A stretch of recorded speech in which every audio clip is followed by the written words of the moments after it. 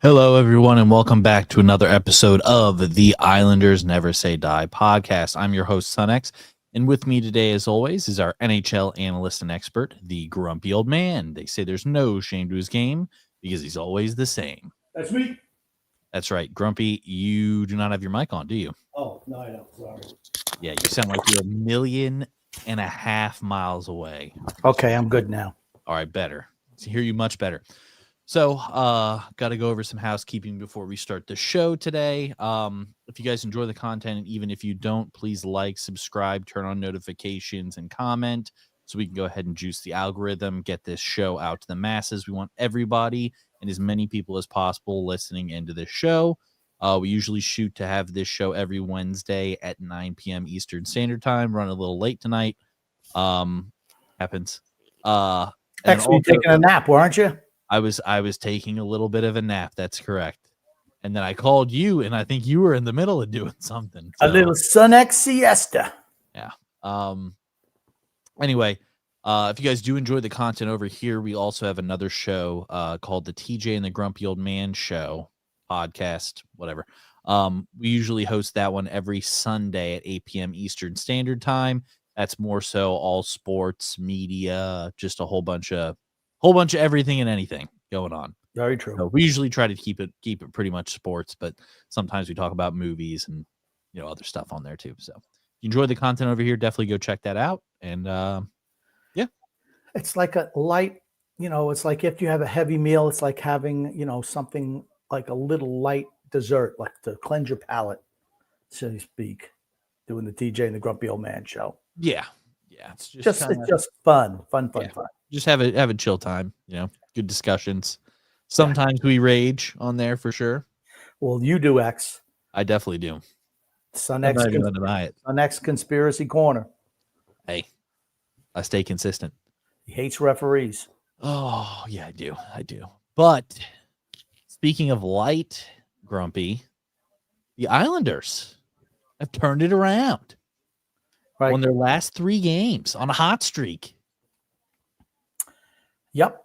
We talk about, last week we said, well, the Islanders lose the first 3, the sky's falling, and they could win the next 3, and they did. But even though we have 6 points, the team isn't very good. No, I agree. Well, there's one player that's phenomenal. One player. We'll talk about him. Yeah. But it's like you can't – we're just underwhelming as a team. Yeah. Matthew Schaefer is by light years the best player on the team. It's not even close anymore. I tell you what, I'm just looking at where he is, and he's still young, right? I know exactly what you're going to say. 6 games. I'm like, how high in today's players is he? You said, I remember I had a discussion with you, and we had talked about this, and you said that you thought you could see him being as good as Bobby Orr. I said he skates. His skating is like Bobby Orr. If you he's good at shooting, good at assists too. I mean, I don't know how great he'll be defensively, when he's matured, but he's one of the best defensive players I'm in just the saying league. but sometimes he makes rookie mistakes. So I will be curious to see as he gets older if he cleans that up. But no, I Okay, mean offensive wise, he's ridiculous. there's a stat out there, and I believe you have it. It's on the Twitter page, which shows where he ranks with denying zone entries. I think he's first in the league. I mean, watching yesterday's game against San Jose, and we'll break down these games, in short order. But I just there was one time where okay, you could see he's still a little bit young, where they got hemmed in their zone a little bit, and he tries to do too much, starts chasing a little bit too much. But the kid is unbelievable. I watched the San Jose telecast last night, and they said, "Well, gosh, you know what? Scott Mayfield's had a great game today." Well, Scott Mayfield had a good game because he's playing with Matthew Schaefer, Yeah. and as long as he stays within himself, Matthew Schaefer does all the heavy lifting on that defense pairing. I mean, just some other quick observations. It's like Pulak and Pellick, they're done. They're done. They're slow. They're old. One of them has to be moved. Romanov's been out injured. And just when I thought we had the worst defensive pairing in the league with Romanov and D'Angelo, they did it one better by putting Boquist out there with D'Angelo. Tony D'Angelo is another guy who needs to be moved too. Just But you said you thought that the contract he signed was good though. 1 year, $1 million. Yeah, that's okay. I mean, what are you going to do? He's replacement you had guy. to sign him. You had to sign him. Yeah. I don't know. Maybe it was 1.5, whatever it was. He's not costing anything. But there have been a flurry of Islander moves today, as a matter of fact. And we're going to try to read the tea leaves here tonight. But maybe we should first just do a basic overview of the recent 3 games. We start off against Edmonton, right? Yes. And I saw the worst performance by a defenseman ever, I think. And Ray Ferraro thought the same thing. I called you up. I called you up when that game was going on. I said the Islanders are winning today. I think it was the first period. I just watched. I was like, the Oilers came out dead, super flat. Asleep. They played asleep. And I was like, there was no intensity. I was watching the Islanders. I was like, okay, yeah. I was like, they absolutely look like the better team today. I said they're going to end up winning this game. And Evan Bouchard played maybe the worst game I've ever seen a defenseman play. He's just, I think, maybe not all the Islanders, he just turned the puck over, just gave it to the Islanders on the silver platter, turns into a goal. He was terrible. There was always the battle, who was a better defenseman, Noah Dobson or Evan Bouchard? There is no comparison. Noah Dobson is a better defenseman than Evan Bouchard, offensively and defensively. If you put Noah Dobson on Edmonton, he put up the same amount of points, and he's way better defensively. Evan Bouchard is a disaster. Edmonton, but they played like this last year. They played flat for long periods of time. It helped us. It worked because I thought Skinner played really well in that game. I really do. Yeah. And I was surprised the Islanders won that game. I really was. But Bo Horvat right. had a hat trick in that game. Right. The empty netter was the hat trick goal. But I mean, when you're watching that game, the Islanders absolutely deserved to win that game. If for somehow they would have lost that game, it would have been a shame. There were a lot of times the Islanders win games, like last night, for instance, and probably against Ottawa as well, where they were not the better team, but they come away with wins. But they were easily the better team against Edmonton. If they would have lost that game, it would have been a shame. And, the big thing is Matthew Schaefer, though. Yes. He's got 8 points in 6 games. He's scored in the first 6 games of his NHL career. And he's 1 away from tying the record of 7 consecutive games to start a career having a point. Is there any way that he doesn't get that? I just think he's just phenomenal. We have a true franchise player on this team for the first time in forever. Since I would say, well, I mean, I consider better than Tavares. Better than Barzal. I agree with what you're saying that he's better than them, but I'm saying I think that both of those two players are franchise caliber players. Would you not say that? Tavares, maybe. That was certainly his rep coming out of juniors. He had Yes. 54. Tavares had 54 points in his rookie year. 54 points. This kid's going to blow that away, barring injury, of course. He's going to blow that away. He's electric. And this just says Matthew Schaefer's now tied Marek Zidlicki, I probably butchered his name, for the longest point streak to begin a career by an NHL defenseman at 6 games. He's fantastic. He's really good. Really he is good. the reason to watch the Islanders play. Absolutely. I am rooting for the Islanders to have a down year this year because I feel they really need more high-end talent. Look at what high-end talent does for your roster. Look what it does for your organization. Just look what it does. This kid by himself has re-energized that organization. Yep. He's brought life to the team. When he touches the puck at home games, you hear, you can even, it's electric. On the telecast, you can feel the fans getting excited when he gets the puck. When he breaks up a play at the blue line, the fans are into Matthew Schaefer. He's the savior for this franchise. Grumpy, would you like to watch a little Schaefer little highlight tribute real quick? What the heck? Why not? Just so we can show everybody how good he's been. I just saw this and I thought that was pretty interesting. I'll play it here. All right, let me put it. Take your time putting it up, X. Oh, give me a second. Sorry. So you should have this thing all ready to go. Okay. Place. Let's go Islanders, baby. The new energy has ignited the New York Islanders. That kid is dynamic. You know, he's 6'2", but he's got that shimmy on the blue line. Diving play by Schaefer. And look out here, Flyers in, it's Michkov. Back checking his Schaefer, wraps him up. When you watch Makar playing, you're excited. And I think he has that gift. When I look at him moving with that puck, it's exciting. Yeah! Let's go! Still losing, they score! It's Schaefer! I think I seen the exact same scene in Mighty Ducks or something, so trying to react that, I guess. He was our best player out there tonight. From the fan, I'll pay to watch him play. There's no doubt about it. Matthew Schaefer, a multi-point game, and it's 4-2 New York. I'll say the one, he seems excited to be here too, which is nice. He's of course, we all know feel-good story for him for certain. Yep. But he's, I hate to make it sound this is the Matthew Schaefer gush over him segment. It's going to be. But it is for right now. It absolutely is for right now. It's not like we have a lot of positive news to talk about with the team. So he's sensational. He's sensational. Yeah. Mm-hmm.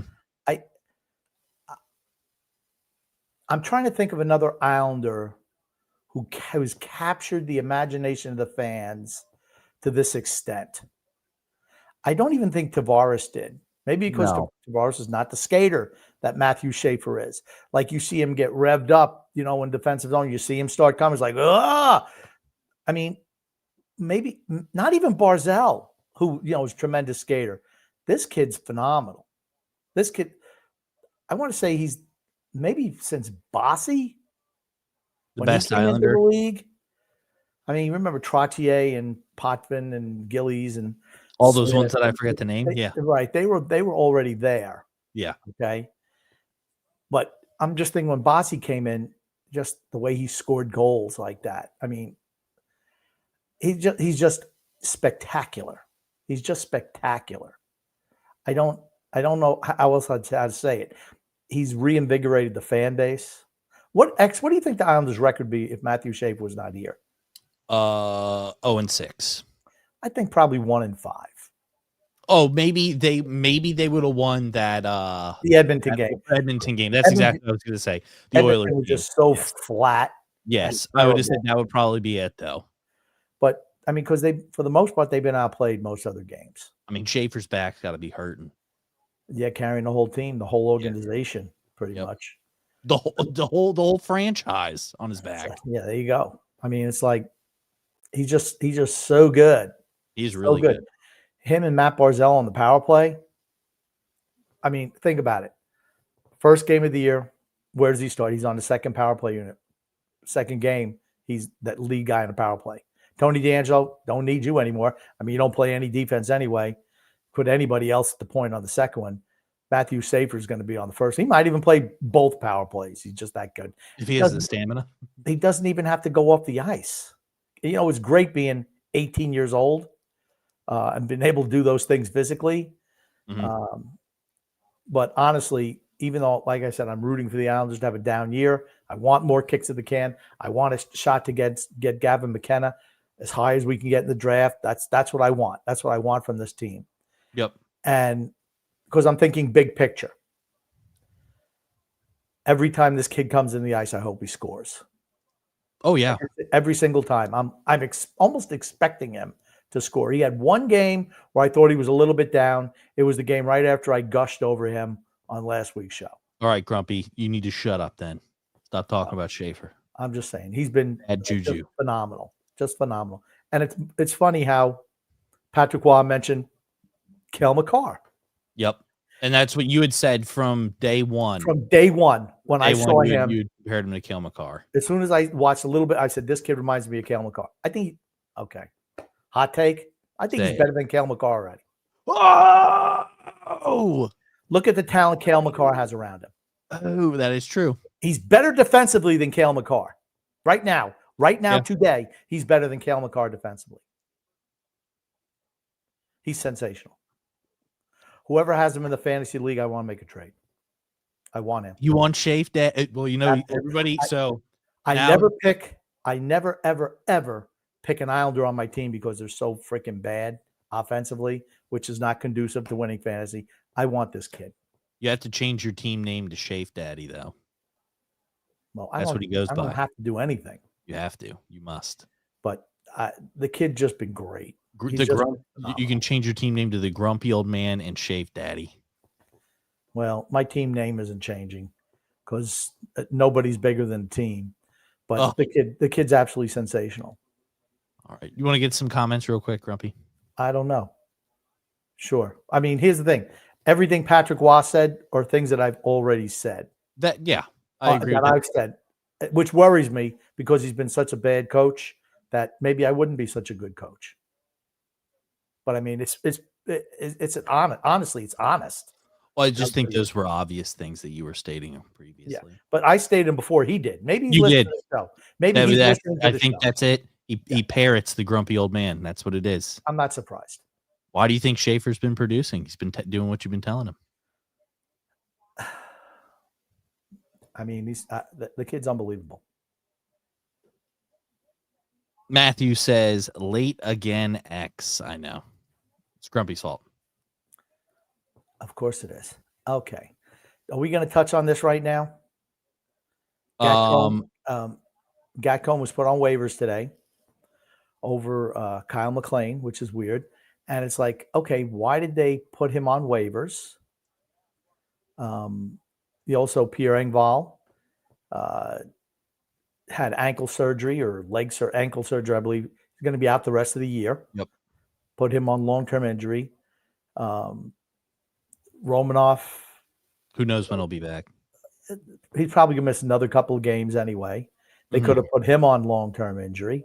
I mean, they don't have any cap issues, but when you're waiving Gatcomb, why would you waive a forward when you don't need to? You just lost one for the rest of the year, and you just waived another one with the intent of sending. You're planning on bringing somebody in. You're planning on bringing somebody in or somebody up from the minors. Yeah. I don't think the Islanders are trading for anyone to bring someone from outside the organization. I pray to God they don't. I pray to God they don't.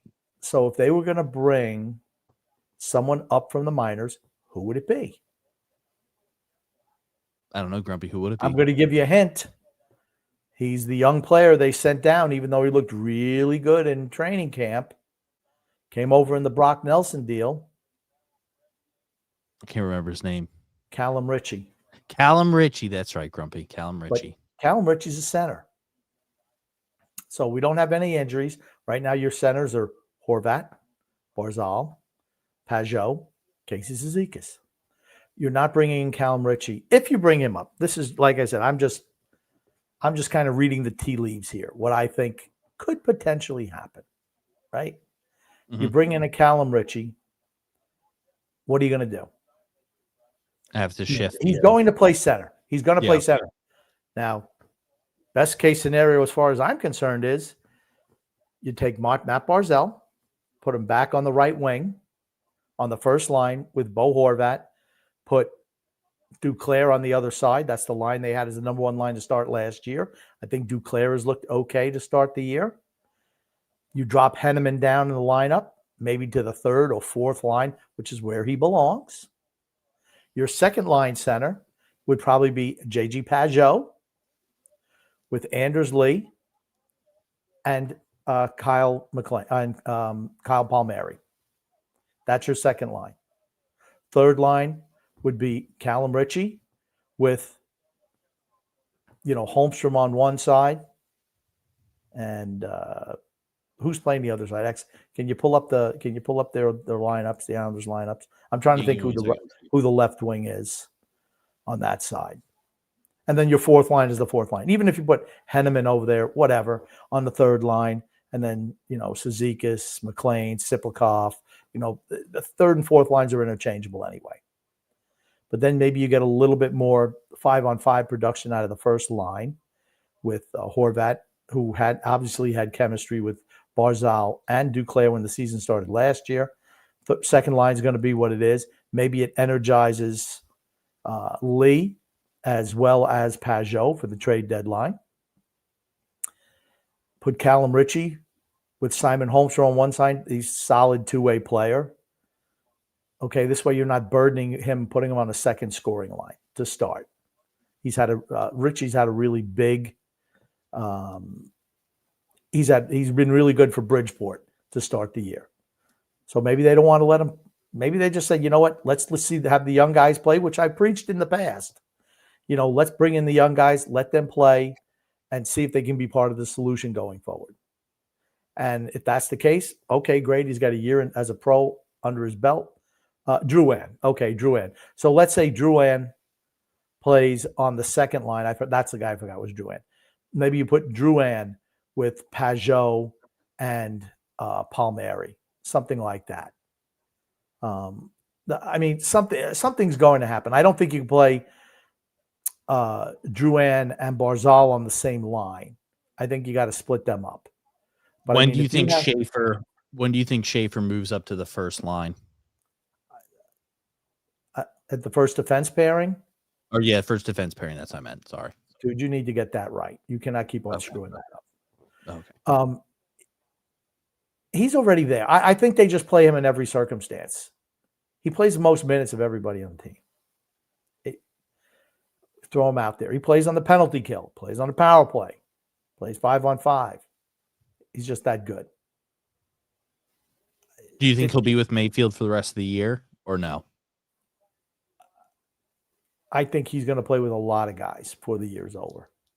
Oh, so you think he'll cycle through with a bunch of different? Yeah, if they need, I think other guys will miss a shift and he'll go out there. Okay. I mean, with Romanov out, he's playing extra time now. No, yeah. I was just saying Drew had sent something here which I can flip Boquist. over. All right. Adam Boquist is the replacement for Romanov. No. You can't play him with D'Angelo. I think D'Angelo is probably the worst defender we have. This is something that Drew sent over. It's saying that Barzal and Schaefer's combo is up to 16.8. Is that goals for per 60 now? In 15-31 of 5v4. Almost every power play with the two on the ice together has been dangerous. What I was saying is, do you think that they're going to try and get Barzal and Schaefer more ice time due to this? They're both playing a boatload ice time now. Oh, I'm saying, do you think that they're going to try and ramp that up more so? I don't know how you can. I'm just saying with the first defense pairing, that's why I was asking if you think that Schaefer will be switched up to the first defense pairing It doesn't matter. It doesn't matter. There's only 3 defense pairings, so those are going to rotate around. I mean, if you're going to tell me, do they want to have Schaefer and Barzal on the ice at the same time? Yeah, I think as often as they can do that. More often. I do that. Yeah. Because Barzal's better when he plays off Schaefer. And I mean, I think it helps Horvat as well. I really do. And that's what I'm looking for this year. What can we look at going forward? I'm not looking at the old guys. I don't care about the results this year. I really care about how we play. I don't think we're playing well. I don't think our team is that good.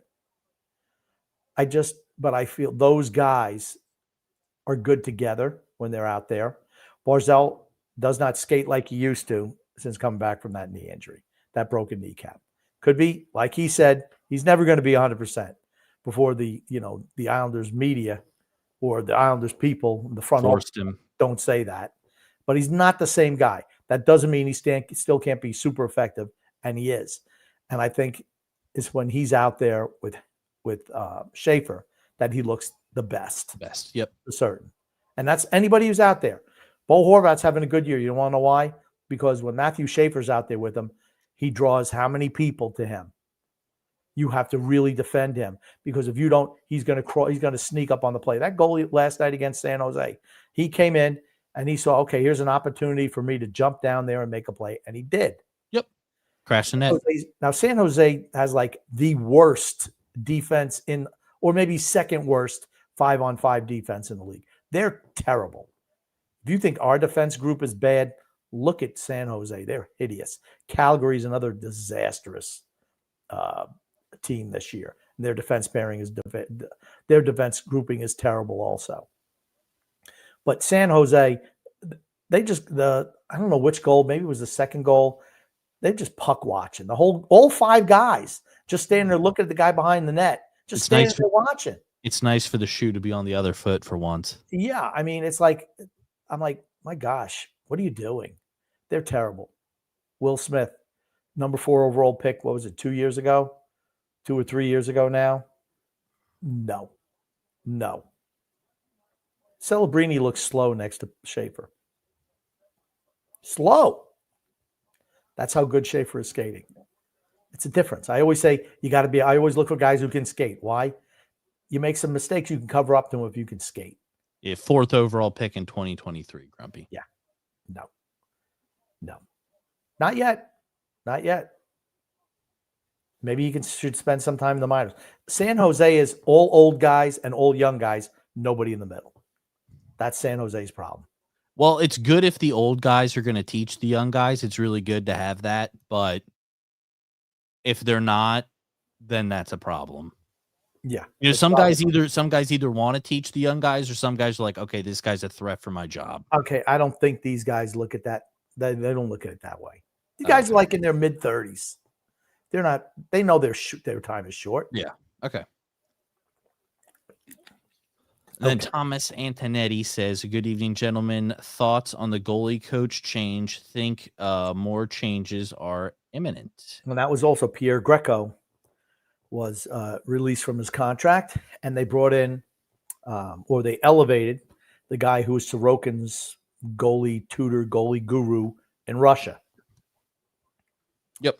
The New York Islanders goaltender coach Pierre Greco has been relieved of his duties. Sergei Naumovs will be joining the Islanders coaching staff, overseeing the goaltenders. Okay. Yes. I don't know Greco seemed like he and Sorokin worked well before in the past. I think it's pretty obvious right now that Sorokin, last night notwithstanding, where he was great, is maybe having some confidence issues. That's what you see when a goaltender keeps on creeping into the back of his net. And I think you've seen that from Sorokin a lot this year. What does it come from? I think it comes from a lot of things, not the least of which I don't think he has confidence in the defenseman in front of him. That's correct. When you are worried about the defense, the most shots in the league in high danger areas have been against Sorokin this year. And if you're getting peppered with shots, you kind of get a little shell shock back there. I think it erodes your confidence. You give in a couple of goals, you let in a weakie. every once in a while. I think it affects you mentally. I've said before, I don't know if having Patrick Waugh as your head coach is a good thing for Ilya Sorokin. Well, especially a goaltender. You're And- having to talk with somebody who is, obviously a top tier Hall of Fame caliber goalie as your head coach. He's going to have more critique on you, probably more so than the other positions on the ice, because he's done it before. At a high level. Yeah. Oh, yeah. At the Right. highest level. I mean, how many Stanley Cups did he win? Right. Yep. Right. I mean, so, he's certainly in the top 5 goaltenders all time, probably. Yeah. And maybe he doesn't know how to, maybe he doesn't know how to communicate. I don't know. But I don't know how he deals with goaltenders. But he seemed to get along with Greco. But the last year and a half, it seems like he struggled a little bit, Sorokin. And I will say the conversation that we had previously that me and I think other people on the show discussed about getting rid of Sorokin, that's now not happening. There's no shot. It wasn't happening before. Yeah, but if there was any slim chance of it happening, it's gone now. Okay, yeah, it was not happening. But when you're going out of your way to get his former goalie coach and put him in charge of goaltending, he's safe. Yeah, that's what I was getting at. Yeah. And I forgot because you cut me off again when I didn't get to finish my point. But it's interesting to see some of these moves and the fact that they're consulting Sorokin on that. They are. They're like, okay, this guy, our franchise goaltender, what can we do to make him more comfortable, make him more happy? That's just the way it is in modern sports. Honestly, your stars get treated a little bit differently than everybody else. Would Lou Lamoriello have done this? Probably not. Because he's old school. He's like, just toughen up. A lot of these athletes are not like that. So is that a good thing for the Islanders in the short run and the long run? We're going to find out. I don't have a problem with it. Pierre Greco didn't play on the ice. Doesn't matter to me.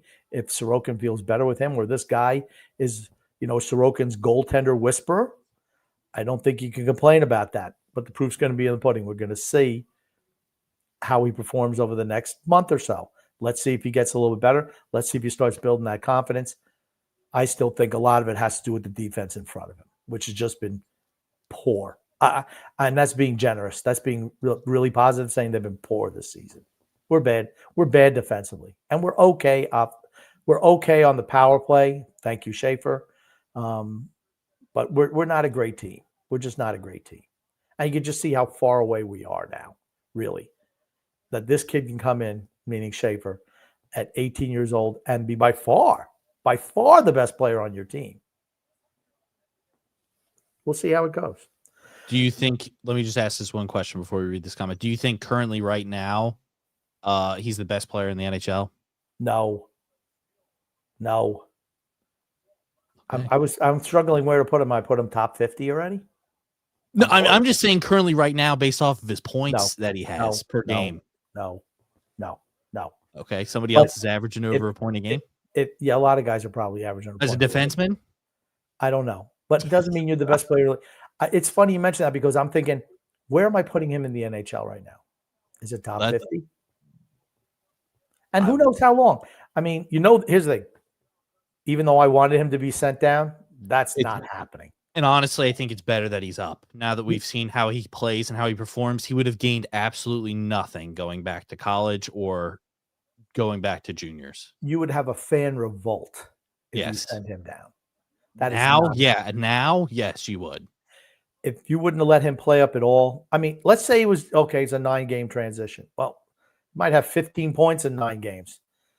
He's not going anywhere. If he didn't play up at all, it would be kind of under the same thing. You don't know what you have until you know what you have. Yeah. So I think the fans wouldn't have been as upset because they would have been like, oh, well, we really don't know how good he would have been. He never played, NHL's a lot different than juniors kind of thing. But now that we know what we have, yeah, absolute uproar. Okay. Emmanuel Russo says, good evening, gents. Are you happy with the win streak or do you prefer they lose as many games as they can?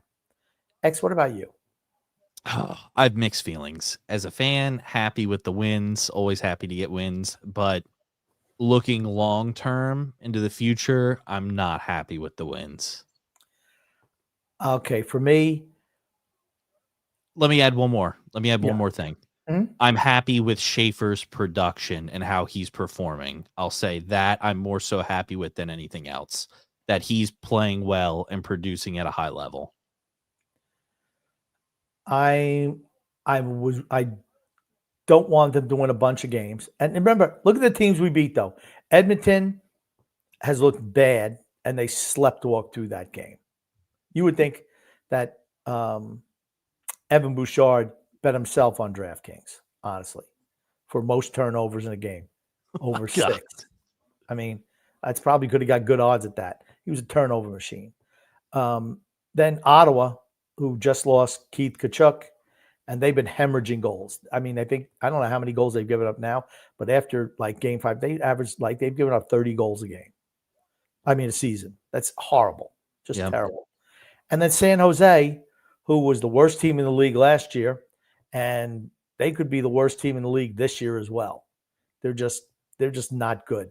They signed their goaltender to a big extension.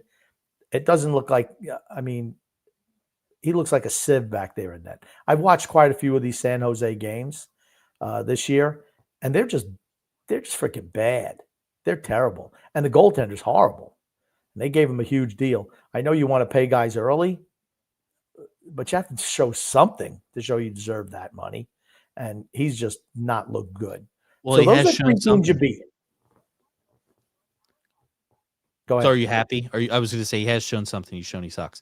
So are you happy with the wins or No. okay, upset with the wins? Got it. No, I'd much rather have them lose.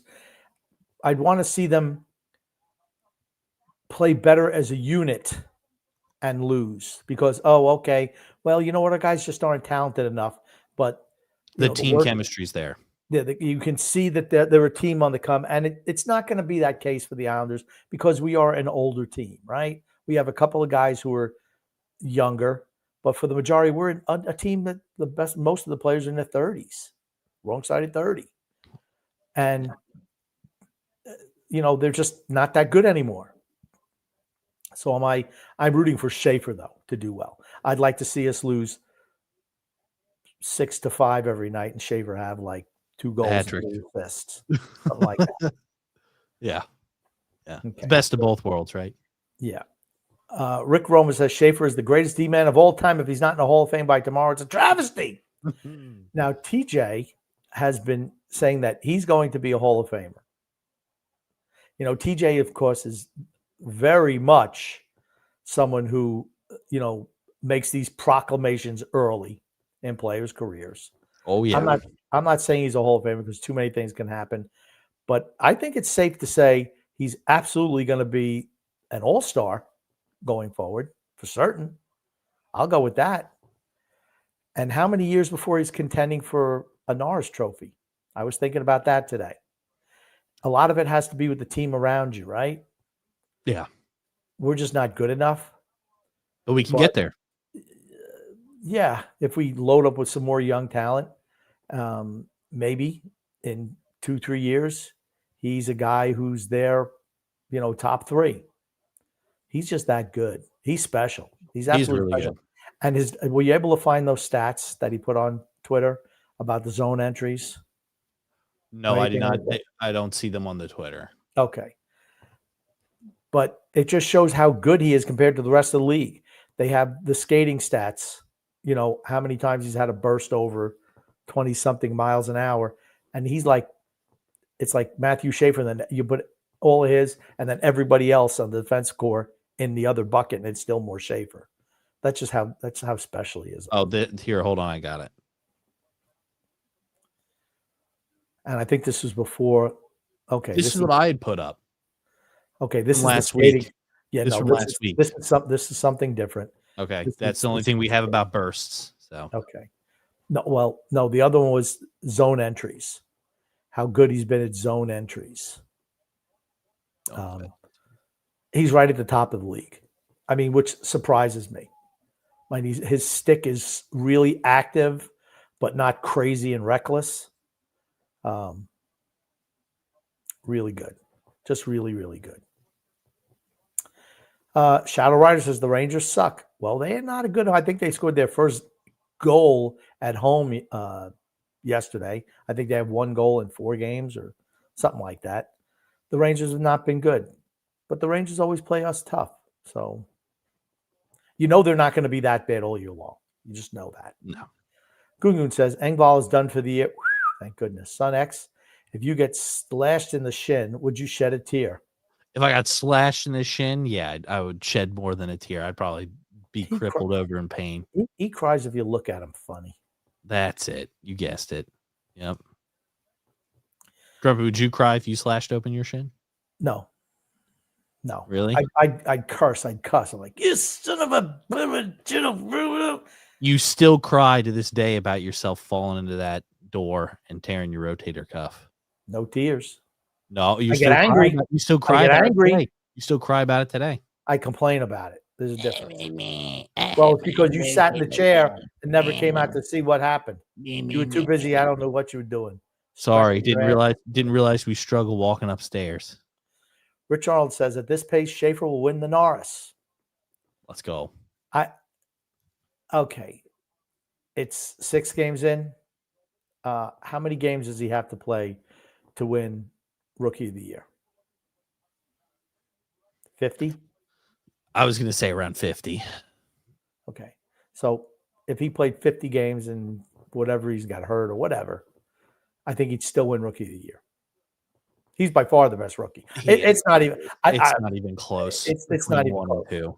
They should name it the Matthew Schaefer Award. Oh, name it the Schaefer, the Shafe Daddy, and just hand it out every year. The Shafe Daddy. Jeremy Ford Hamlet, who always has good questions, says, what is the bigger gap, Schaefer and Misa or Hedman and Tavares? Are you good with the Schaefer pick? I'm hoping for all good things from Aitchison. Looks like a fun personality and skill set to add. Okay. Schaefer's a tier by himself. Everyone said, or 9 out of 10 scouts said Schaefer was better than Misa. He only played 17 regular season games with his junior club and 5 tournament games, 22 games last year. If he had played all year last year, you would be talking about him as a generational draft pick. You would add over 100 points. Yeah. He's just there. And Hedman and Tavares, hindsight being 2020, and particularly position they play, you could say Hedman is better than Tavares, but Schaefer's just light years better than Misa. Are we good with the Schaefer pick? Yeah, absolutely. That's the guy I wanted. Yeah. I was afraid they were going to do something stupid, like go for James Higgins, who I was dead set against. Could you imagine?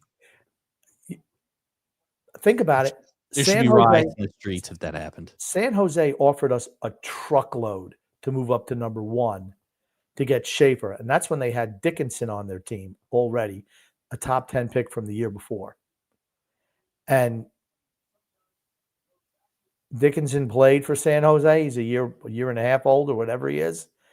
And he's not even close to as good as Schaefer. Like I said, I hate to gush because it's really not in my personality. You got to be special for me to gush on you. And he is. As people know, there's another player that I've gushed about in the past, not this sport, but there's a reason.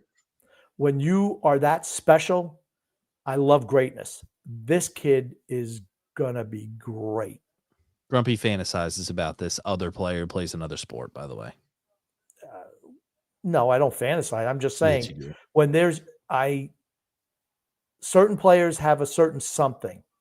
I think Matthew Schaefer has that. One of those players. And this other player absolutely had that in spades. Just say it, Grumpy. We know you want to. It doesn't matter. I'm sure someone's going to bring it up in the chat. They all know.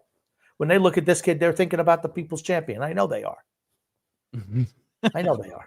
As it comes to Aitchison, you got to coach that Romanov out of him. Learn him. Just, you know what? You don't need to run everyone through the boards. You don't need to leave your position on one side of the ice to try to make a check in the center of the ice. Smart is better. Smart is better. He's scoring points in juniors right now. he's so much bigger than everybody else and so much more physically mature. He's what he's doing now in juniors is not what he's going to be able to do in the pros. And that's the thing I worry though about certain guys like that. It's like, what are you really gaining from pounding, the crap out of a bunch of younger kids? You're not really learning anything. You're not really gaining any talent or skill. Kayshawn Aitchison is a guy who absolutely could have benefited going to college this year. Yes. Playing against older guys. I don't think that's the route he's taking, or he's taken, or he's even considering taking. So he's going to need some seasoning in the minors before he moves up. Yep. I like the skill set. I want to see him succeed. He's still a couple of years, 2-3 years away, right? That's what happens. The Islanders have no one coming up in the next couple of years. Yeah, the draft.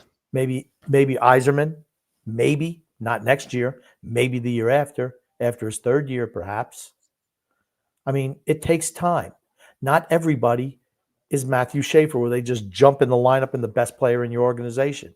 It's very, very rare. That's what we like to call a generational talent. Yeah, that's unlike the fraud Connor Bedard. I mean, Connor Bedard, he's got a tricky little shot to him that fraud. Okay, I'm not saying he's a fraud. Schaefer got nowhere near the hype that Connor Bedard got. No. And Schaefer's a better player than Connor Bedard. I think right now he is. For certain. That's my point, though.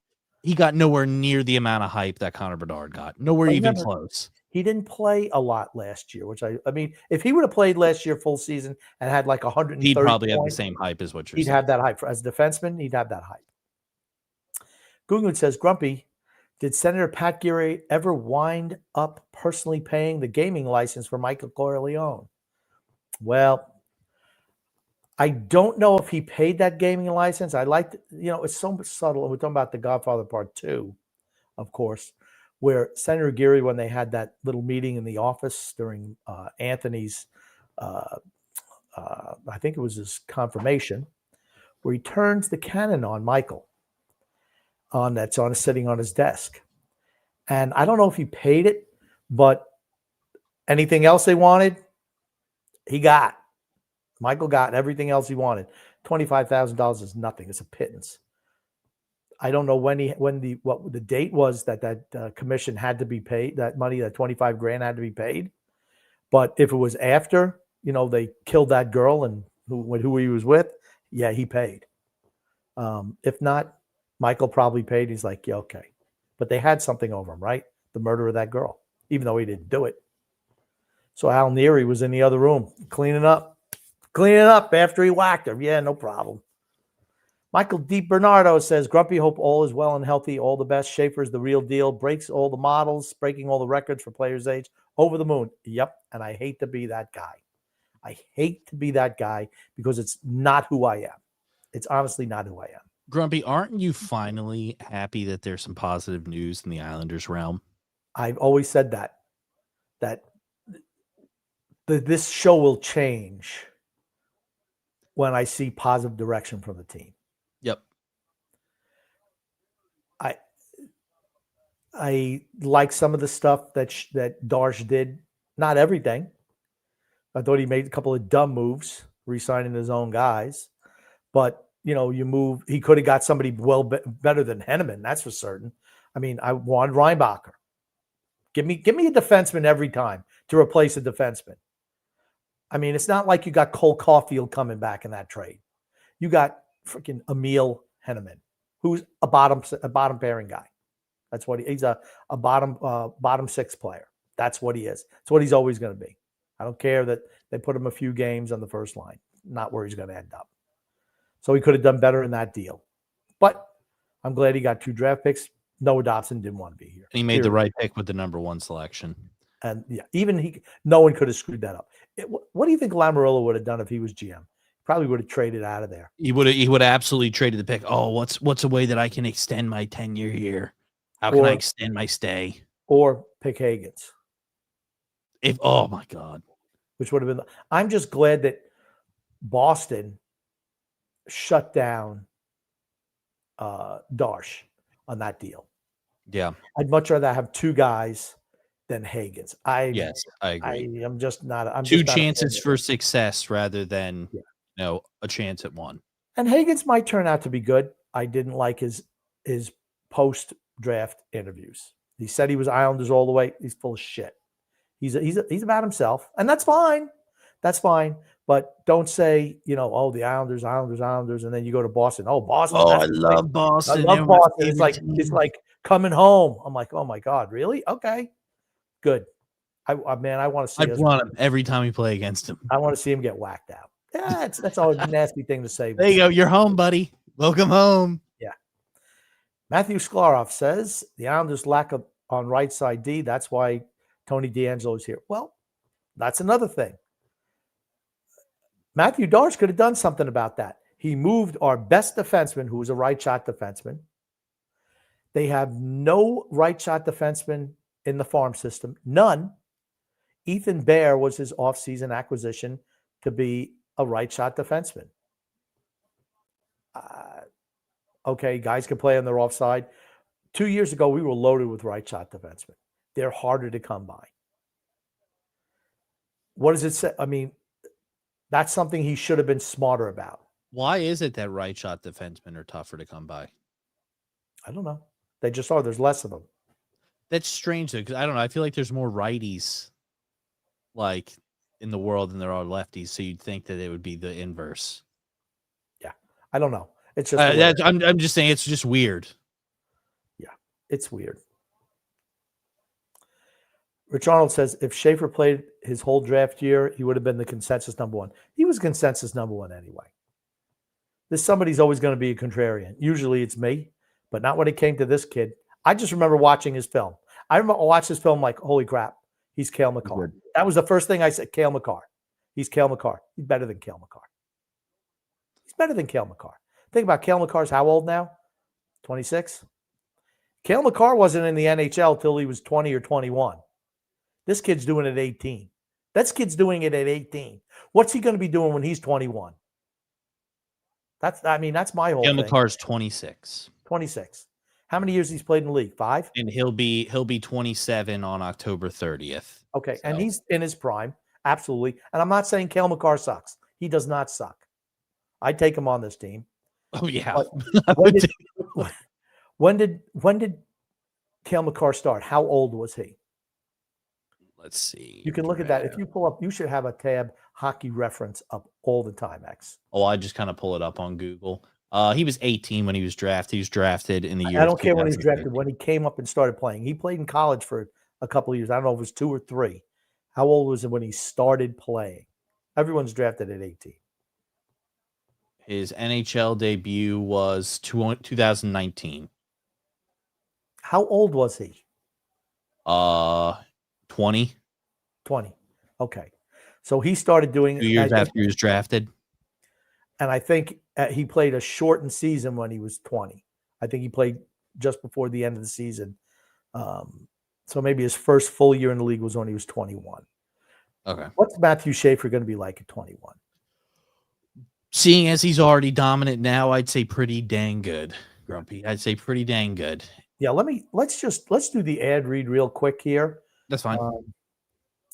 Okay, and it's going to be look at 5501 if that's when you want to track it. Well, that's all right. We'll worry about that when we get to it. Okay, I think we have 2 ads here. Okay, football's back. And so is your shot at big wins with DraftKings Pick 6, the official daily fantasy partner of the NFL. Your game day instincts can score you real money fast. Here's the play. Just pick more or less on 2 or more player stats from breakout rookies to elite quarterbacks and unlock upside every snap brings. The better your calls, the bigger your payout. I don't know, 2 picks. What type of things are you talking about, X, if you're looking for a pick 6 thing with the NFL? I'm going to say that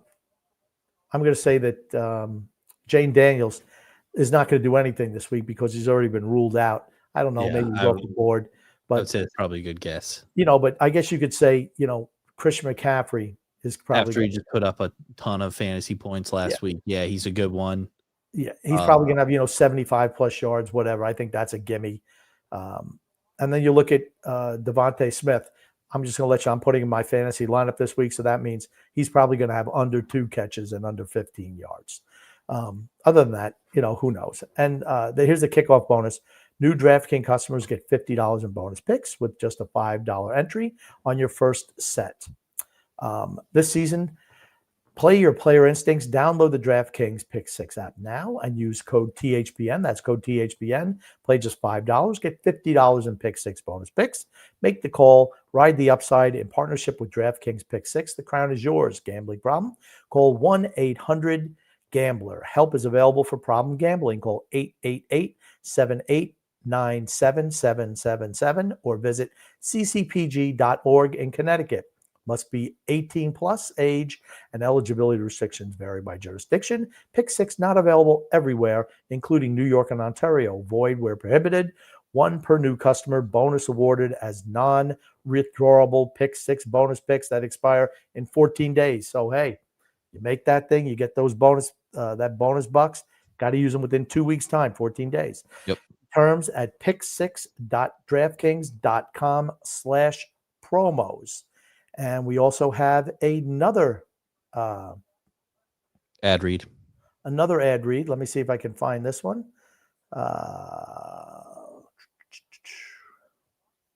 Come on, Grumpy. You should have that pulled up. Yeah, I know. I should, X. I just had to give you crap. That's okay.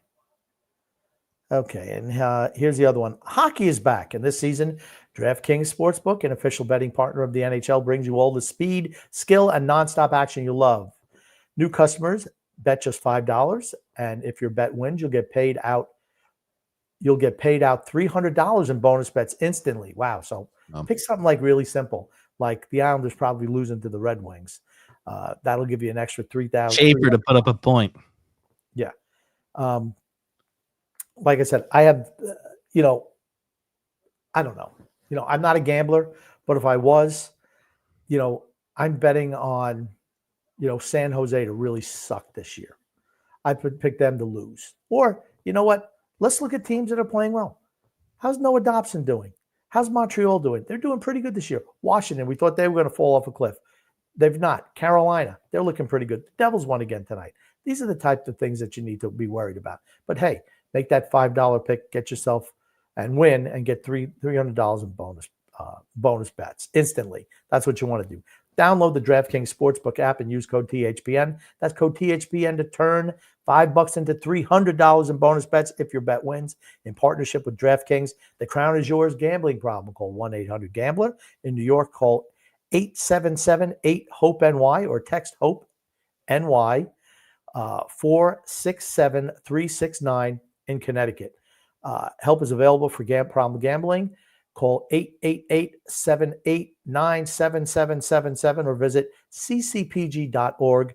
Please play responsibly on behalf of Boot Hill Casino and Resort in Kansas. Pass-through or per wager tax may apply in Illinois. 21 plus age and eligibility varies by jurisdiction. Void in Ontario. Restrictions apply. Bet must win to receive bonus bets, which expire in 7 days. So you only got a week, everybody, if you're going to do that.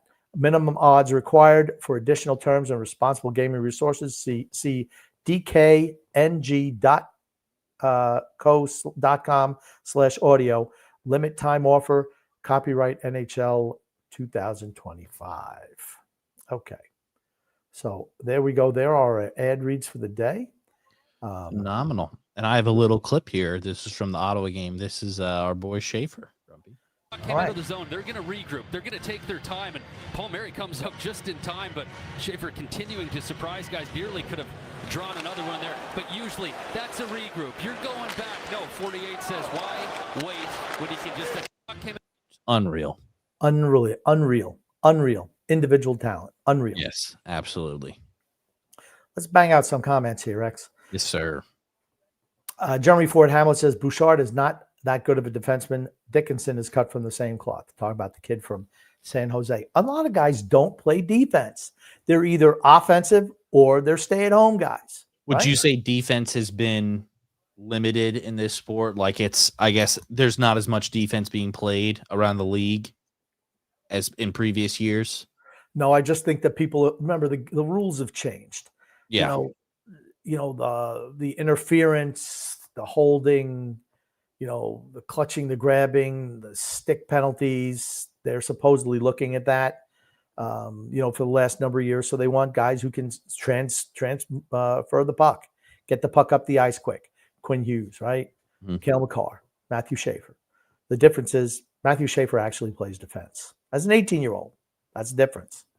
Then you got your Scott Mayfield types, your Adam Pellick types. They're defensive defensemen. They're not threats to rush the puck up the ice. Tony DeAngelo fits into that mold of getting the puck up. Yeah, and plays no defense. And Romanov fits the mold of just does everything wrong. Hold on. I set that one for you. Yeah, I know. Thank you very much. Imperial Rising says, good evening, Sun X. Yep.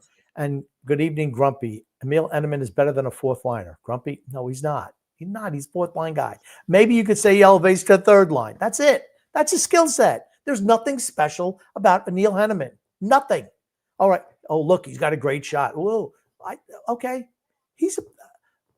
Islander fans fall in love with third and fourth liners. You want to know why? Because we don't have any top six guys who are worth a damn. That's the reason. It's the identity of the Islanders. Grinders. Never say die. Right? And it's true. Nobody was talking about the fourth line when the Islanders had Bossy and Trottier on the team. Nobody was talking about the fourth line. Ever. Never, ever. The identity line. Okay, they're fourth liners. Okay. Neil Henneman is on a 4-game point streak, Grumpy. 3 goals, 1 assist. Whoop-de-doo. You know what? Pierre Engvall did that too for a while when he was here for 18 games. And he parlayed into a 7-year contract. Now they can't wait to get rid of him. Simon Holmstrom. I remember the first month of his career, he had something like 10 goals, 5 shorthanded goals. What's he settled into now? How's he doing now? Jag. That's right. And I think that he got the short end of the stick this year. I think he's better than he was. But guess what? I live by what I said. He's Josh Bailey 2.0. That's it. He's not even as good as Josh Bailey right now. He's just a byproduct. I mean, and I want Simon Holmstrom to do well. I do. Nothing special. I mean, he's got a good shot too. He's got a tricky little wrist shot. Okay. There's nothing special about Simon Holmstrom. There just isn't. When you want to talk about guys who are special, look at number 48. That's special. I know nobody's not number 48, but look at guys like Mark Stone or name anybody. I mean, Shane Pinto is doing good with Ottawa this year. Is he really that good? Probably not. He's on fire right now. Grumpy, crazy take here, but do you see the number 48 being up in the rafters of UBS? I hope he changes his number to something else. I hate the number 48. If he doesn't, though, do you see it? All right. All right. We're really going to jump in the goose on that. But no, probably it will be. Sure. I think it will be. Matter of fact, they might even name it 48 Arena. Is that what you're saying? No, they'll name it Schaefer Stadium is what they'll name it. Okay. Jeremy Ford Hamlet says, in 3 years from now, guys like Richie, Yzerman, Eklund, and most likely Danny Nelson are in the lineup. What other forwards do you want the Islanders to have around at that time? See, Jeremy X, I always told you, Jeremy always has really, really good questions. Here's the thing. Not everyone pans out. If all those guys work out, well, great. I'll tell you what, that's some fantastic drafting where you have no busts from like 3 drafts, not one bust in the top 2 rounds. Danny Nelson's probably going to be a bottom 6 guy, right? Victor Eklund, he's smaller, but he's got a motor, again, to compete. You can't teach skating and you can't teach compete. You either have it or you don't. Seems like he's got both. He's been a little underwhelming in the Swedish Elite League this year so far. That's okay. He's 18 years old. Yep. He's not going to be up in the lineup for at least another 3 years, maybe 4, maybe 5. Who knows? Yzerman looking pretty good so far this year, his second year in college. I don't know if I don't think he was ever, mistaken for a 2-way player. We already got one of those on the team in Anthony Duclair. What you want to have is when Duclair's contract expires in another 2 years, you can slip an Yzerman in there seamlessly. Can Callum Ritchie be that guy? He's showing in preseason and so far in the minors this year that maybe he can be a two-way center. That's what you want from him. Wouldn't he be perfect as a two-way center? I don't know if he's a number one. I would tend to say probably no. If he could be a number two center, who can blaze both ways like Brock Nelson did for a lot of years, I think you're happy with Callum Ritchie. I think Horvat is still going to be here 3 years from now. Matt Barzal is still going to be here 3 years from now. Simon Holmstrom will be here. Other than that, I think all bets are off. I think Henneman will also probably be here because we need fourth liners. So we might as well have him because that's what he is as a fourth liner. But other than that, you can throw it. I mean, Pajot's going to be gone. Palmieri's going to be gone. Lee's going to be gone. A lot of these guys are just going to be gone. We're going to see. But the Islanders, remember, there's still going to be a number of drafts to come. Like I said, I'm absolutely looking for at least at an absolute minimum 3 first-round picks and 2 seconds in this year's draft. That's absolutely what I'm looking for. We're saying, oh, gosh, maybe we could, this is supposed to be a big free agent year coming up too. But you look at all these guys are getting re-signed now. You notice? So let's see how shallow that pool gets.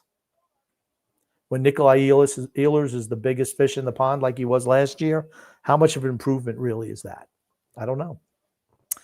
Nader Fari says, Son X, do you know what number retired by the Islanders but not the jersey? Do I know what number was retired by the Islanders but not the jersey? What number by the Islanders but not the jersey? I don't even know that. Sounds like a trick. I mean, Bill Torrey was like the bow tie, and Al Arbor was retired, but not a number. I don't know. That's a good question. I don't know. Go to the next one, and I'll look it up. Please do. Matthew Schaefer says, Schaefer is infectious with his demeanor, personality, and play. Yeah, he's a unicorn. Kid's a unicorn. Without a doubt. A unicorn. Certainly. Jeremy Ford Hamlet says, sorry, Grump. We're going to have to send Schaefer down to the juniors if we want to have a higher draft pick next summer. Yeah, that's not happening, though. There's no way they're sending him down. And I think they're going to call Ritchie up, too. Which, as long as you're moving Pajot. Oh, sorry. As long as you're moving Pajot. As long as you're moving Pajot up to the second line where he can get more scoring opportunities, I'm fine with that. And put Barzal on the first line with Horvat. I'm fine with that. And then have Ritchie on the third line. But I agree. He's getting points all by himself. So I used to call him Sorokin points. Maybe we got to call it Schaefer points.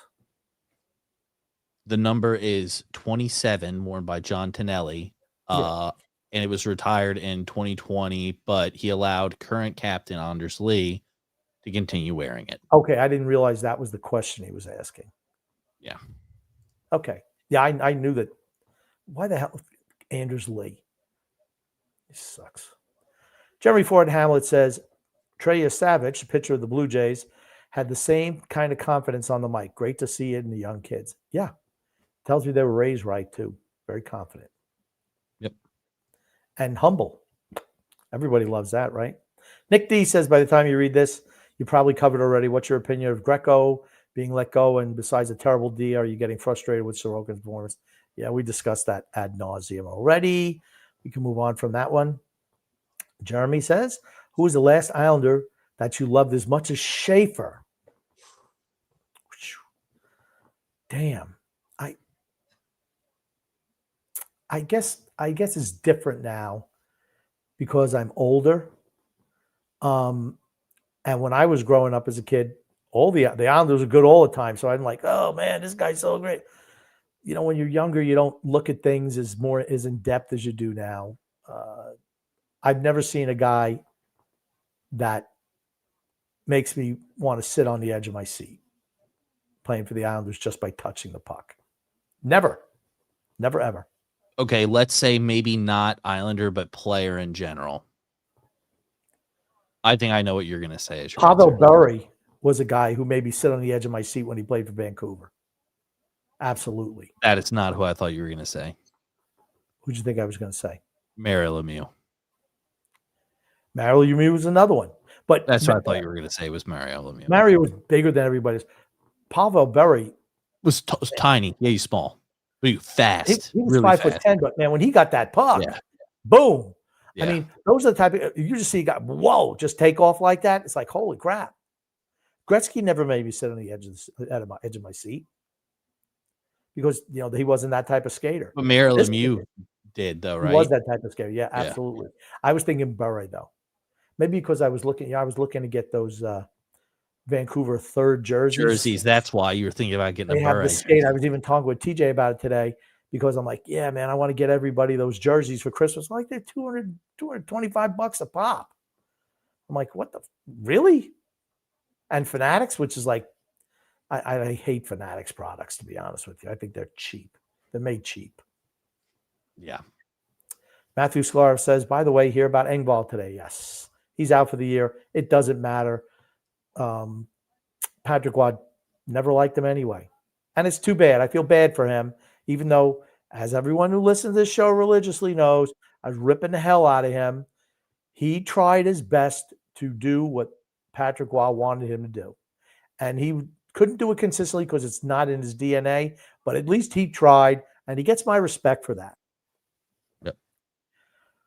Frank from Empire State says, yeah, Grumpy, how you liking Henneman now? Fourth line of my ass. Okay, well, let's see where he's playing in 2 weeks' time.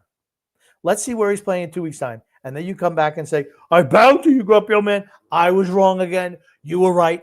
Grumpy again. sounds pretty confident with whatever he's saying. Very confident. Very confident. Jeremy Ford Hamlet says, are you going to change your title to the joyous old man? No, I'm going to stay the grumpy old man because I'm sure there's still things, even when things are going really well, something will piss me off. I'll do something wrong on the show, which will make him grumpy.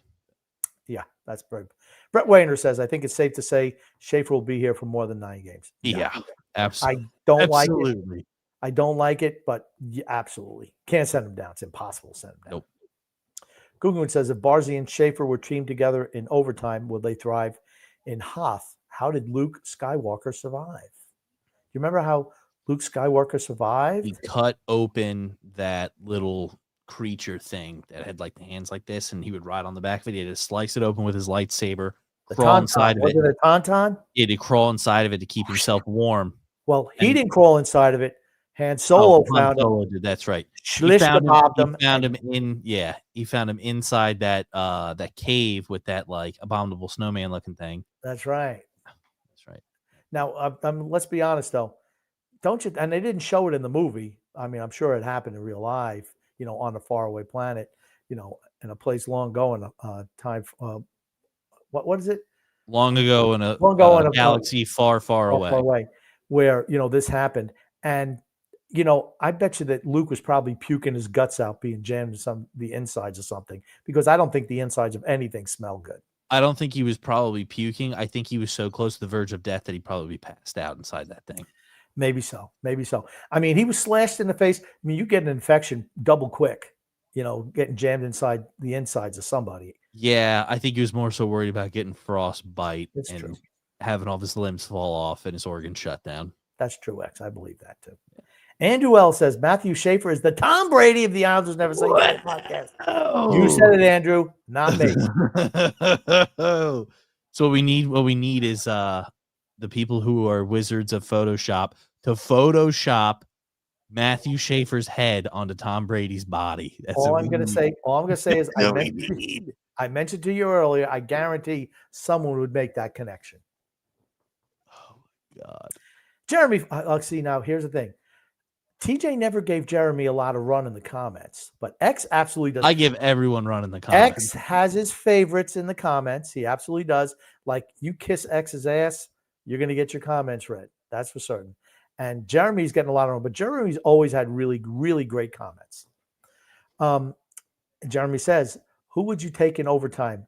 McKinnon, Natchez, and Taves, or Makar, or Barzal, Horvat, and Schaefer?